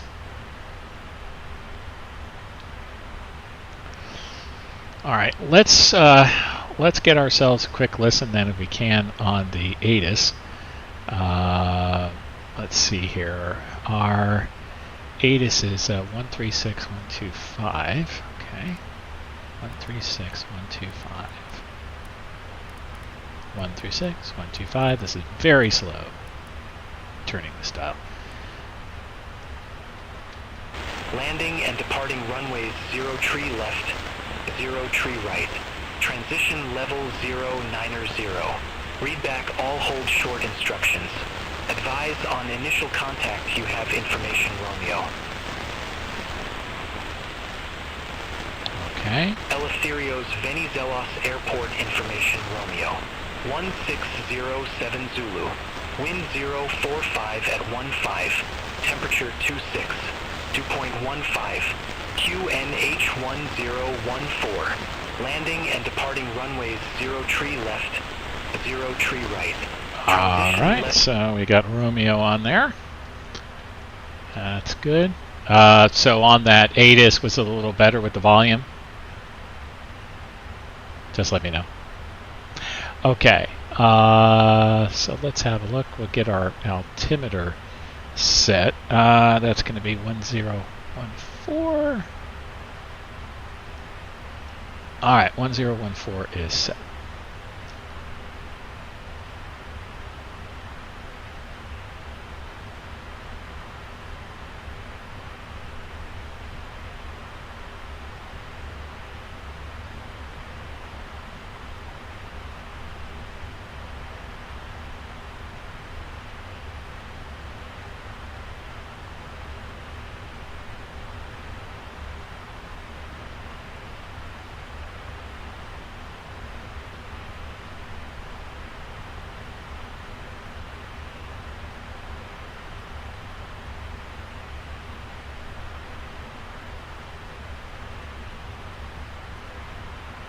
Okay.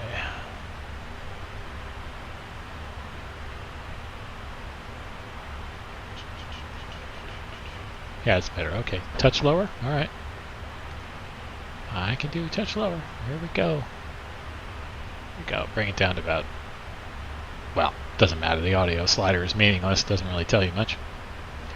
Alright, if our transition level is 190, we'll be on the lookout for that. And we have Romeo, and we have 1014, so let's go. We'll do a quick recall. Yep, nothing. And let's come down, get our approach checklist, sorry, descent checklist. Recall notes, set our auto brake for 3. Our auto brake is 3. Landing data, it's a little tiny bit early for that. I like to go 5:30. Approach briefing, we've already taken a look at that. And that is our ascent checklist. And, oops, I don't know why I did that. Okay, no, I'm sorry, our descent checklist, we already did that. Okay, and our altimeters are set on the approach. Okay, there we go. That's better. So we're watching our descent here. You can see, like to keep an eye on it. Want to make sure that you're not getting off the path, right? Don't want to lose your VNAV path. I mean, it happens sometimes. Going to VNAV speed if that happens. So you want to keep your eye on that. That's important. We're in hold mode on our throttles, so don't move your actual physical throttles. Unless you want to mess up the auto throttle, so that's always an important bit. And you can see our approach coming here, Auxil. We're going to be above 8,000, obviously. And then we got 27 miles out to Kilo Echo Alpha, so we got a little ways to go.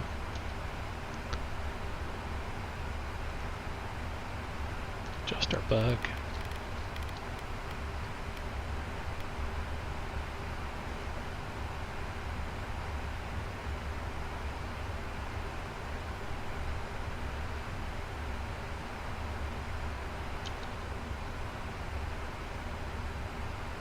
Turkish 18 for 3 heavy, descend to 5,000 feet, QNH 1014. Descend to 5,000 feet, QNH 1014, Turkish 843 heavy. Alright, so we'll go 5,000.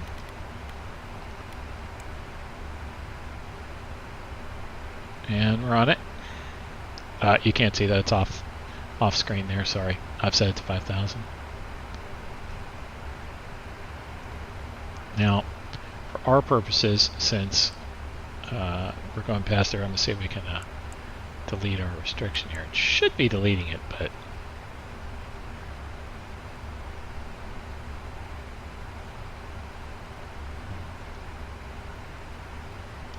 okay.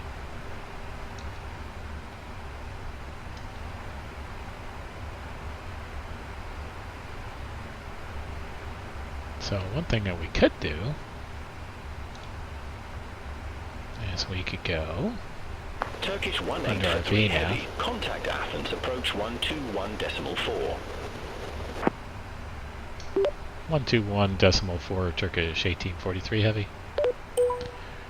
Alright, 1214.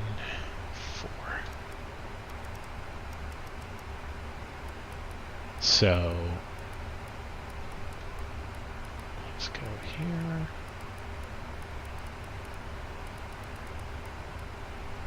There we go.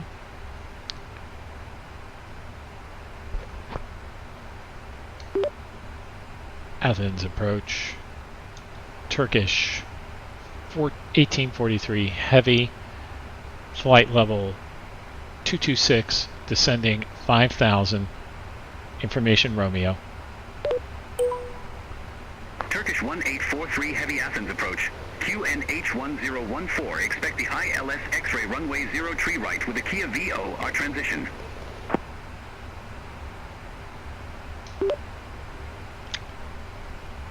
I will expect the ILS X-ray 03 right with the Kilo Echo Alpha transition QNH 1014, Turkish 1843 heavy.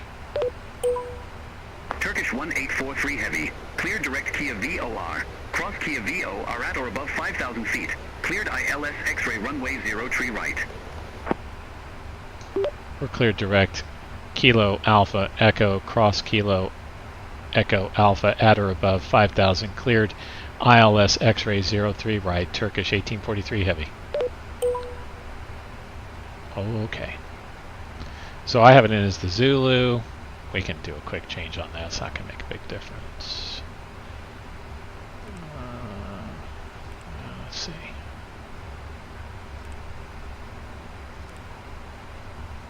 ILS 03 right, X-ray. Okay. The rest of it's the same. Yeah. Okay. Just check those are the same. Yeah. Okay. Otherwise, basically the same. We'll just do a quick check of our chart.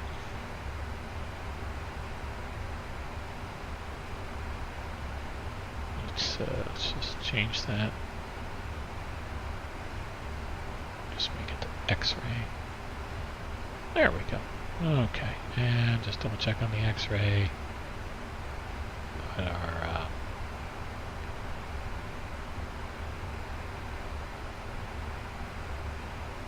that's odd. Alright, well, 792.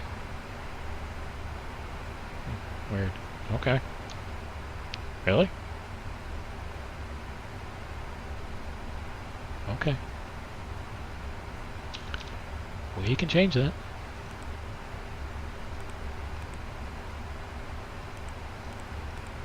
$792 for the big birds. Alright.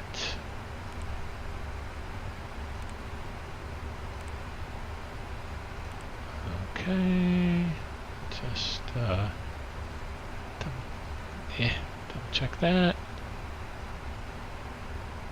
This approach still 5,000. Oh, okay. Looking good.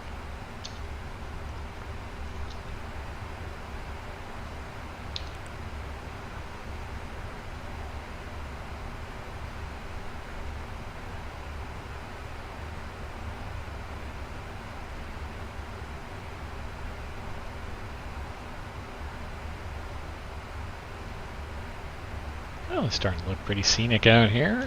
Nice sunset landing, I guess. Wow.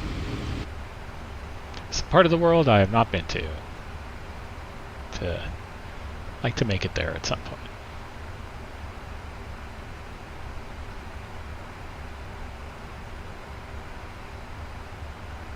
Alright, so again 3,200.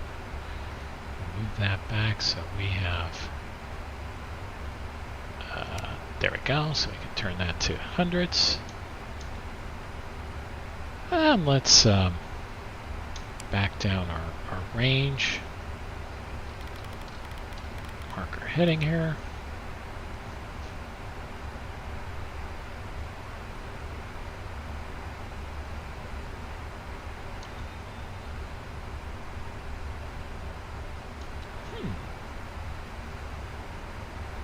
Interesting. I could use a little bit of light in here.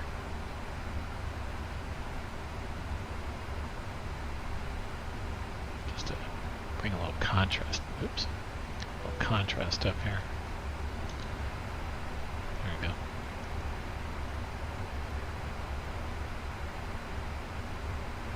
My sunglasses up. It's bright. It's bright. Alright, we're descending nicely here. Coming up on 10,000 before too long.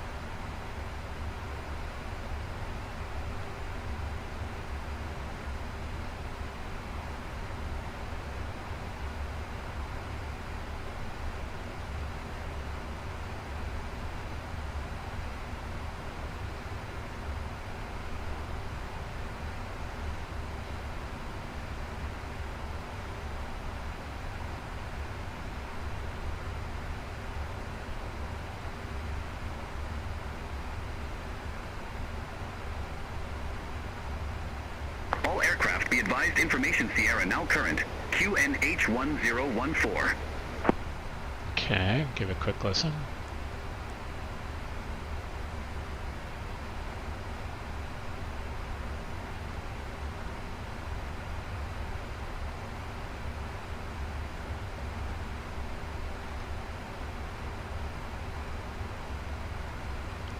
Oh, sorry, forgot to change that.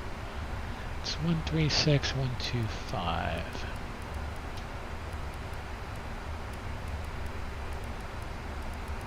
One, 136,125. Come on. So this little thing I'm using to control the radio, it's slow. There we go. 5 at 16. Temperature 26. 2.14.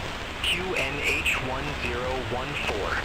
Landing and departing runways 0 tree left, 0 tree right. Okay, so no major change there. Okay. Getting our speed brake out a little bit, help this thing stay on track.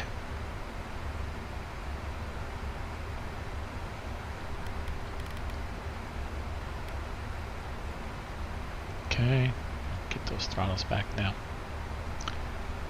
Alright.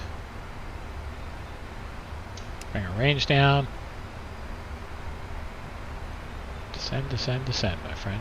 Here we go. And keep the speed brake out a little bit. Start descending a little more rapidly, hopefully.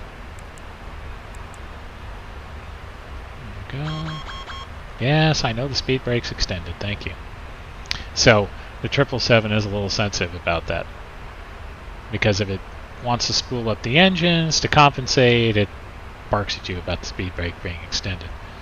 But really, it's not a bad idea. Okay, so we're going to go to our 1014 now.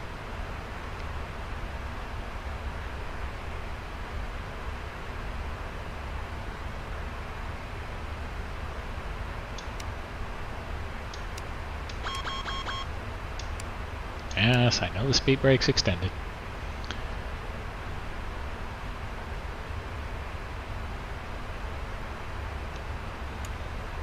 Speed brake is down. I'm going to expand my view just a little bit.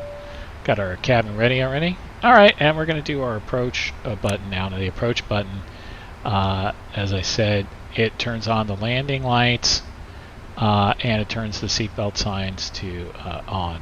And I have another one when we're cleared for landing that will turn on the runway lights and the taxi lights. Lots of little helpers there. Now let's check how many track miles we had to go, because it's a little bit circuitous. So we got another 29 miles. Okay, so we got time. Not feeling overly pressured there. We're looking good on our vertical path. Staying on VNAV path. Speed looks good.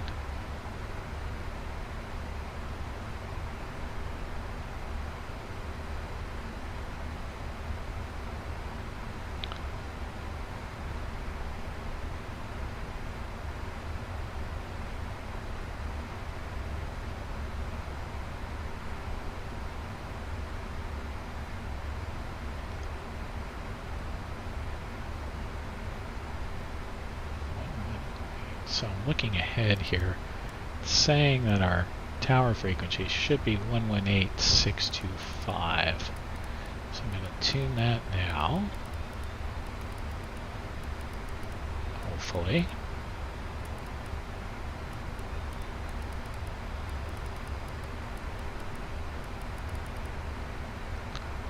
Okay.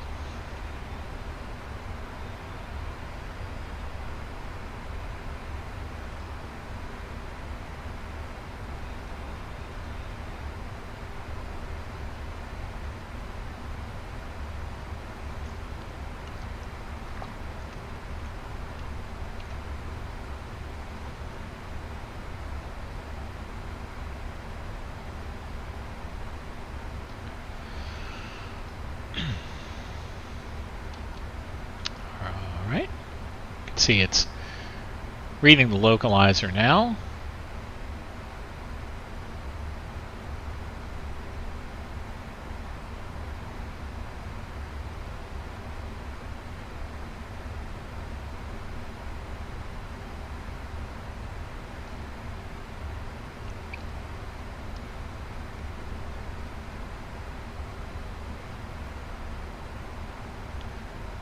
All right, we're going to go flaps 1. And we're going to open the speed window, take it down to flaps 1. Sorry, flaps 1. That's not what I meant to do, sorry.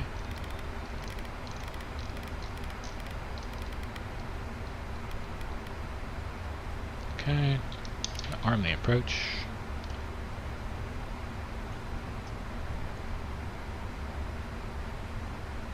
Localizer is captured already. Voila!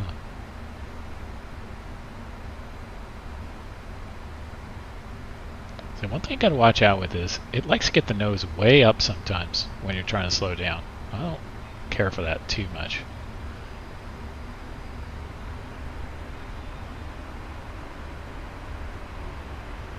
Alright, go flaps 5. So it's not giving us any further instructions here. That's a little bit concerning. Not gonna lie.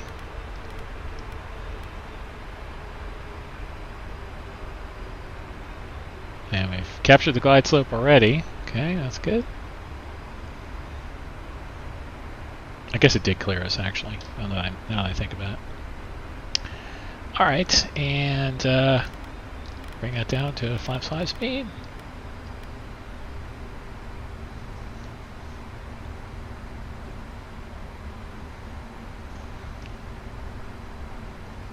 Flaps 15.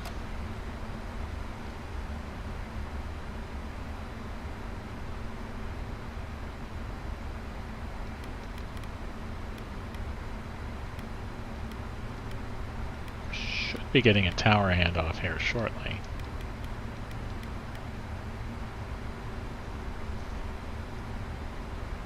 So I've slowed down quite a bit considering how far out we are, but okay. Them's the brakes.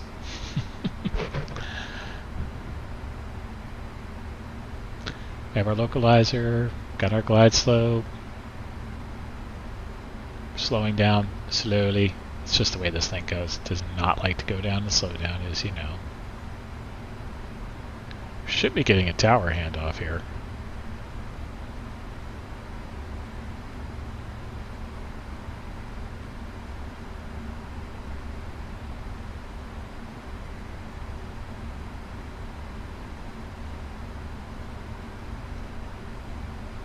Okay.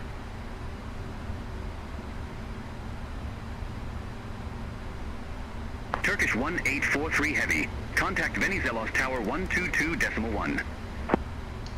122.1 Turkish 1843 Heavy. Well, of course, whichever. Negative. Tower on 122.1. That's what I said. 122.1 Turkish 1843 Heavy.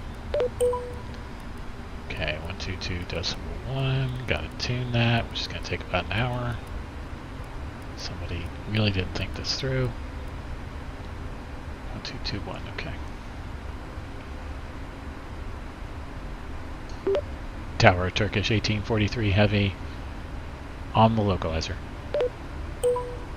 Turkish 1843 Heavy, Venizelos Tower. Continue. Continue. Turkish 1843 Heavy. Alright, gear down. 2500. Set our missed approach altitude, which is 5,000. Maps 20. Dial it down. Let's double check our speed here. Okay, so we're going to go to 142. What's our wind? Got a fair amount of wind here. 143 we'll make it. Okay, laps 25.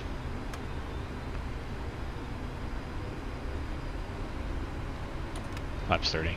Alright, now, we'll get our landing set. Turkish 1843 Heavy, wind 0 for 5 at 16, runway 0 tree right, cleared to land. Clear to land, runway 03 right, Turkish 1843 Heavy. Okay, so we have that, and now we'll do our landing checklist.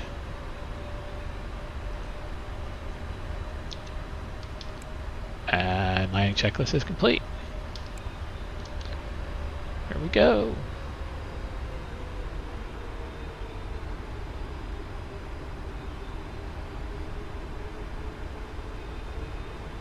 Speed needs to come down still a little bit, but we're otherwise stable. Auto throttle at work for you there.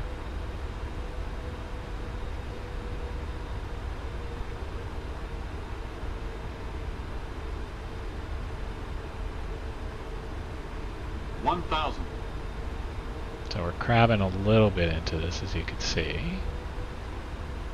Getting pushed around. It's quite a bit of wind. Gonna be a little spicy on this one, I think. Alright, and we're stable.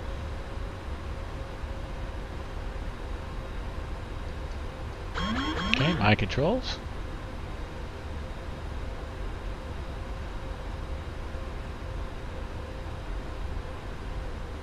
Approaching minimums.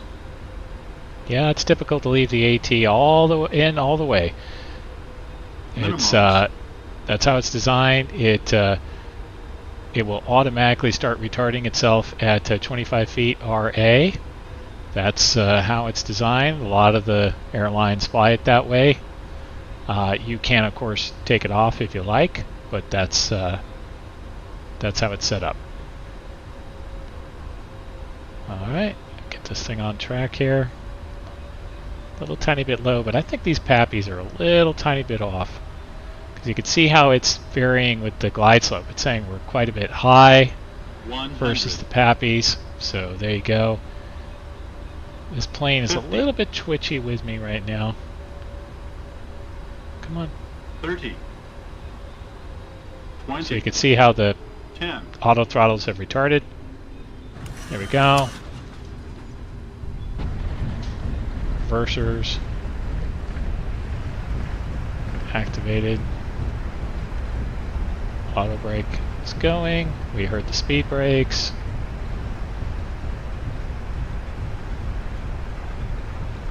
Coming in nicely.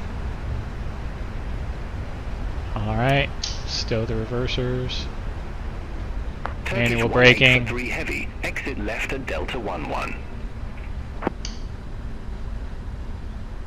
Exit left, Delta 11, Turkish 1843 heavy.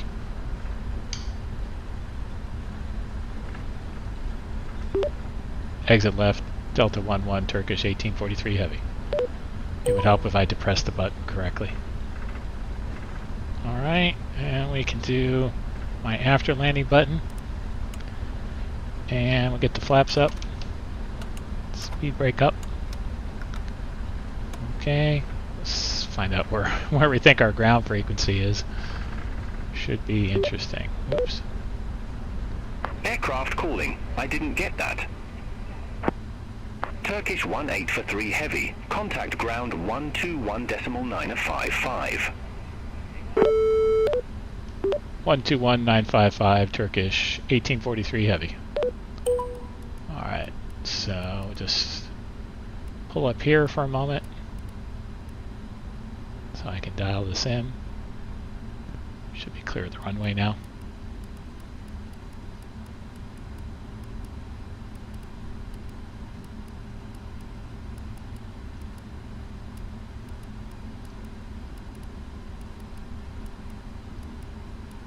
Believe it or not, I'm still turning the wheel to get to, to get to the frequency. Okay. There we go. No, I don't want anyone. Turkish 1843 heavy. Request gate Alpha 1. Turkish 1843 heavy. Gate Alpha 1 isn't suitable for your aircraft. Please select a different one, or I can choose one for you.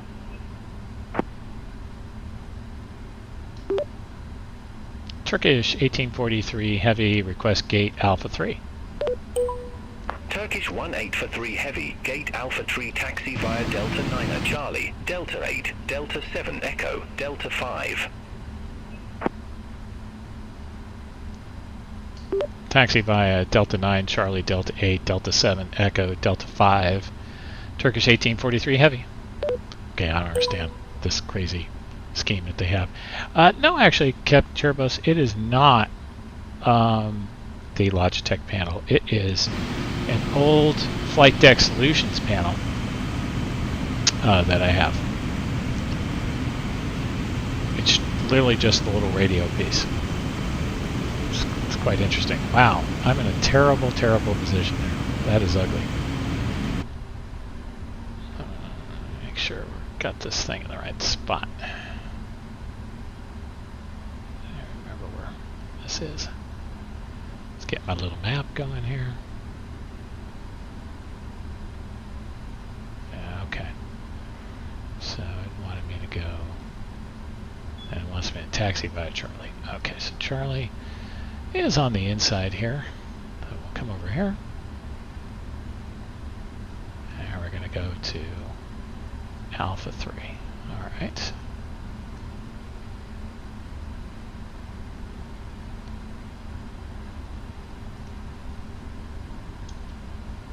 Sorry, I'm just getting my moving map where I can see it. It should be off. Something is amiss. My lights are too bright. See? There we go. That's right. Okay.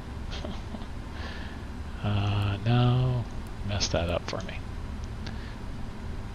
Have to press the right button or it won't work.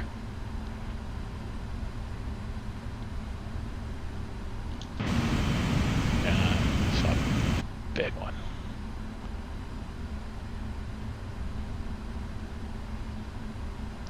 Yeah, it's funny, you know, that nose is so far out in front of me. We're a long way, even though it looks like we're pretty close to those lines.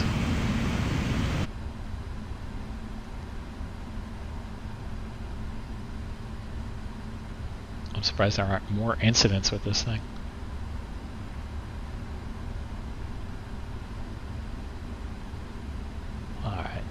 we can pull it back. Start taxiing away here. Alright, so we're going to go to Alpha 3.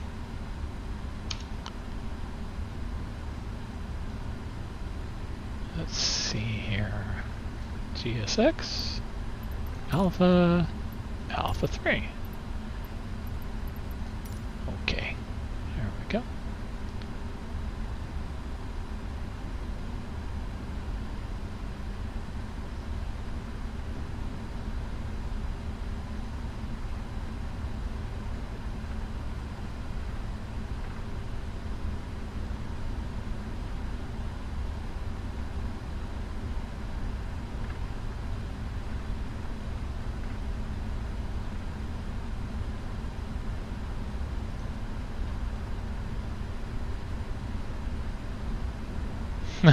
Two weeks of taxi training.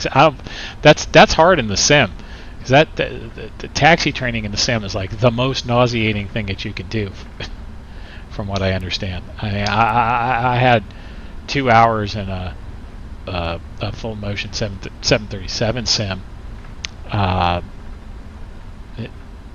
commercial one that you can just go to. But oh my God, taxiing was the worst part. I mean, it's just nauseating.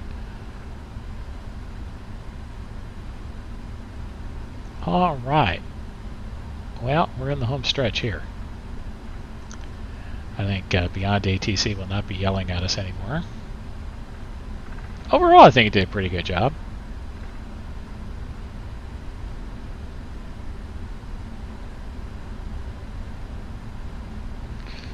Alright, I do not have the auto brake on RT. Oh, maybe I do. I moved it one time too many. My bad. Actually, it was when I pressed the after landing option. Alright, APU is running. That's good. I actually like the way this plane taxis. It's good. I feel like it's very consistent. Alright, E7's a little ways to go up here. Whoops. That's on our main terminal here off on our right. Let's see where Alpha 3 is. Okay, yeah.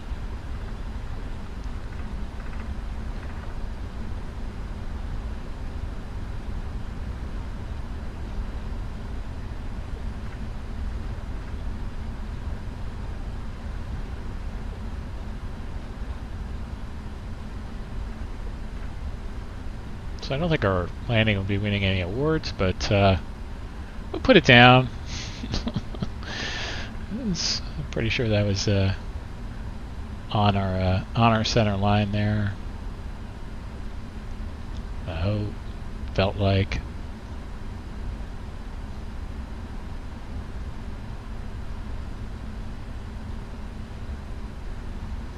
It's so funny how you get all these different landing rates. So the little goofy landing rate there thing that's in there with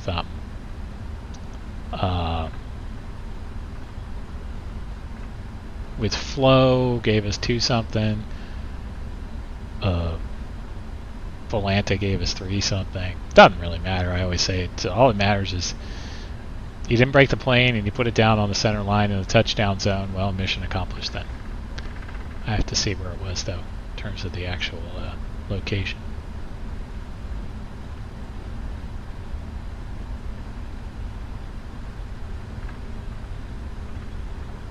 Alright, so this should be us. D5.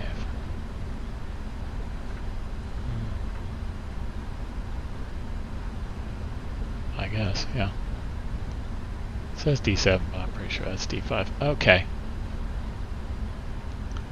This is us up here. Slow down a little bit for our turn.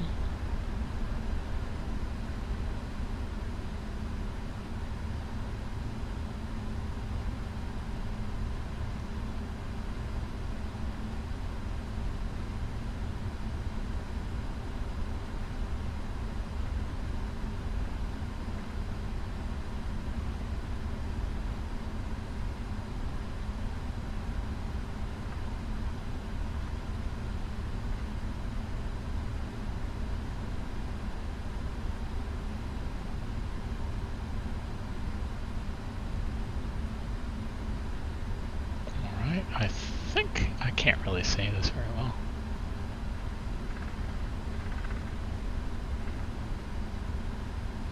Pretty sure this is us. This is where it's just hard to see. Oh. Let's see if I can see that. Yep. Okay. Oof. Man. Challenging.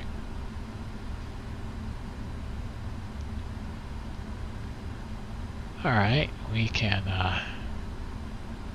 get those lights off so we don't blind anybody.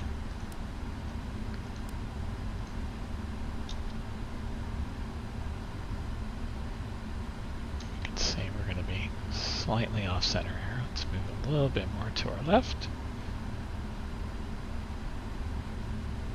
Yeah, there we go. Now I'm going to guess that this thing is going to park us in a completely wrong location. This is just my guess.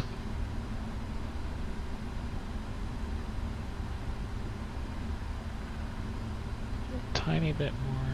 There we go.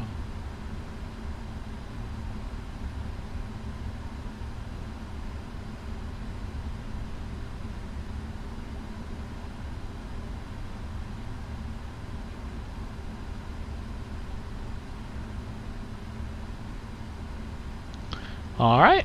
And we're going to set our parking brake now. Parking brake is set.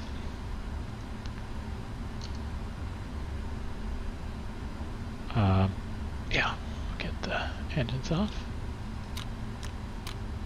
Wonderful. Get the set the chocks.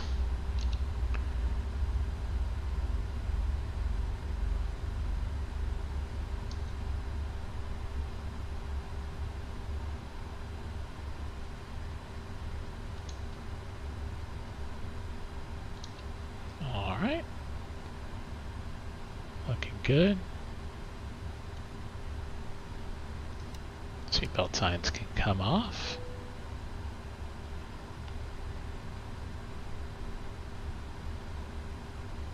Excellent. Alright. Sorry, nav light can stay on. Beacon light can come off.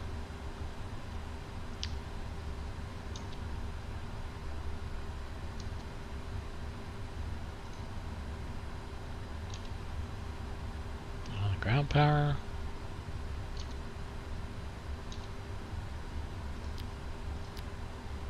Ground power's on. Get our hydraulics off.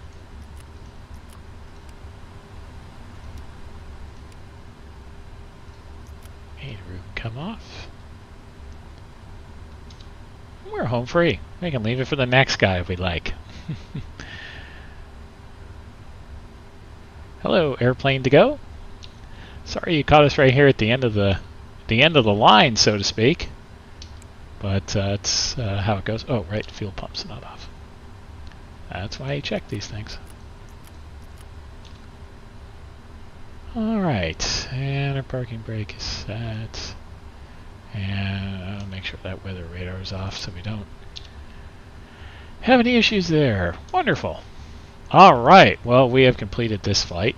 As I say, probably not going to win any awards there, but good to work out the kinks. Seems like it went pretty well with respect to that. In terms of how all of the technology pieces performed. So that's good. Having a look at our satellite mode here. I don't want to look at the 3D. Sorry, I'm looking at Volanta here for a moment just to have a sense of our spot in the landing zone. So let's see where it thinks we were.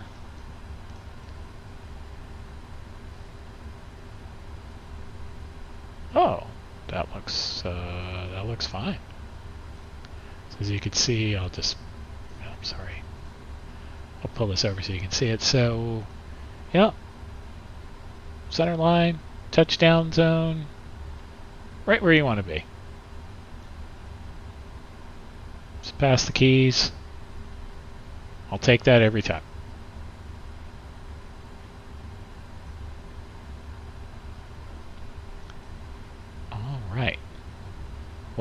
I'm going to wrap it up here. Any last questions, comments, anything anybody can pass along for me? I'm happy to take those and respond to any questions or anything else that might be on your mind. Turn that APU off. We can put it on. We'll put it on some air.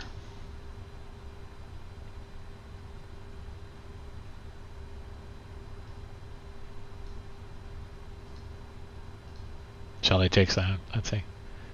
Hello, Raviv Life. Sorry, I just missed you. We're just wrapping up. No, you just joined and we're just finishing. I literally just we just parked up at the gate here in Athens, but it'll be on replay if you want to go back and check it out. Captain Chairbus, thanks for popping in. Rabieb Life, we went from Istanbul to Athens. We did this flight for kicks on Beyond ATC, just for fun. That was kind of interesting. It did a pretty good job. This is only the second live stream for these flights.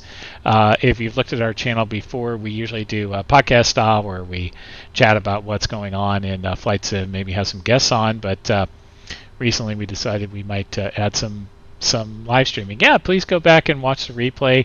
Put your comments in there if anything pops up. Captain Chairbus, thanks for joining. As I think I said, well, I always check out your channel too. For those of you who don't know, Captain Chairbus has a great channel. You should check him out too. And I think at this point we'll wrap it up. But thanks again for joining us. Sorry you missed it, Rabieb Life. And airline plane to go. Maybe you were on. I'm not positive, but hopefully you were.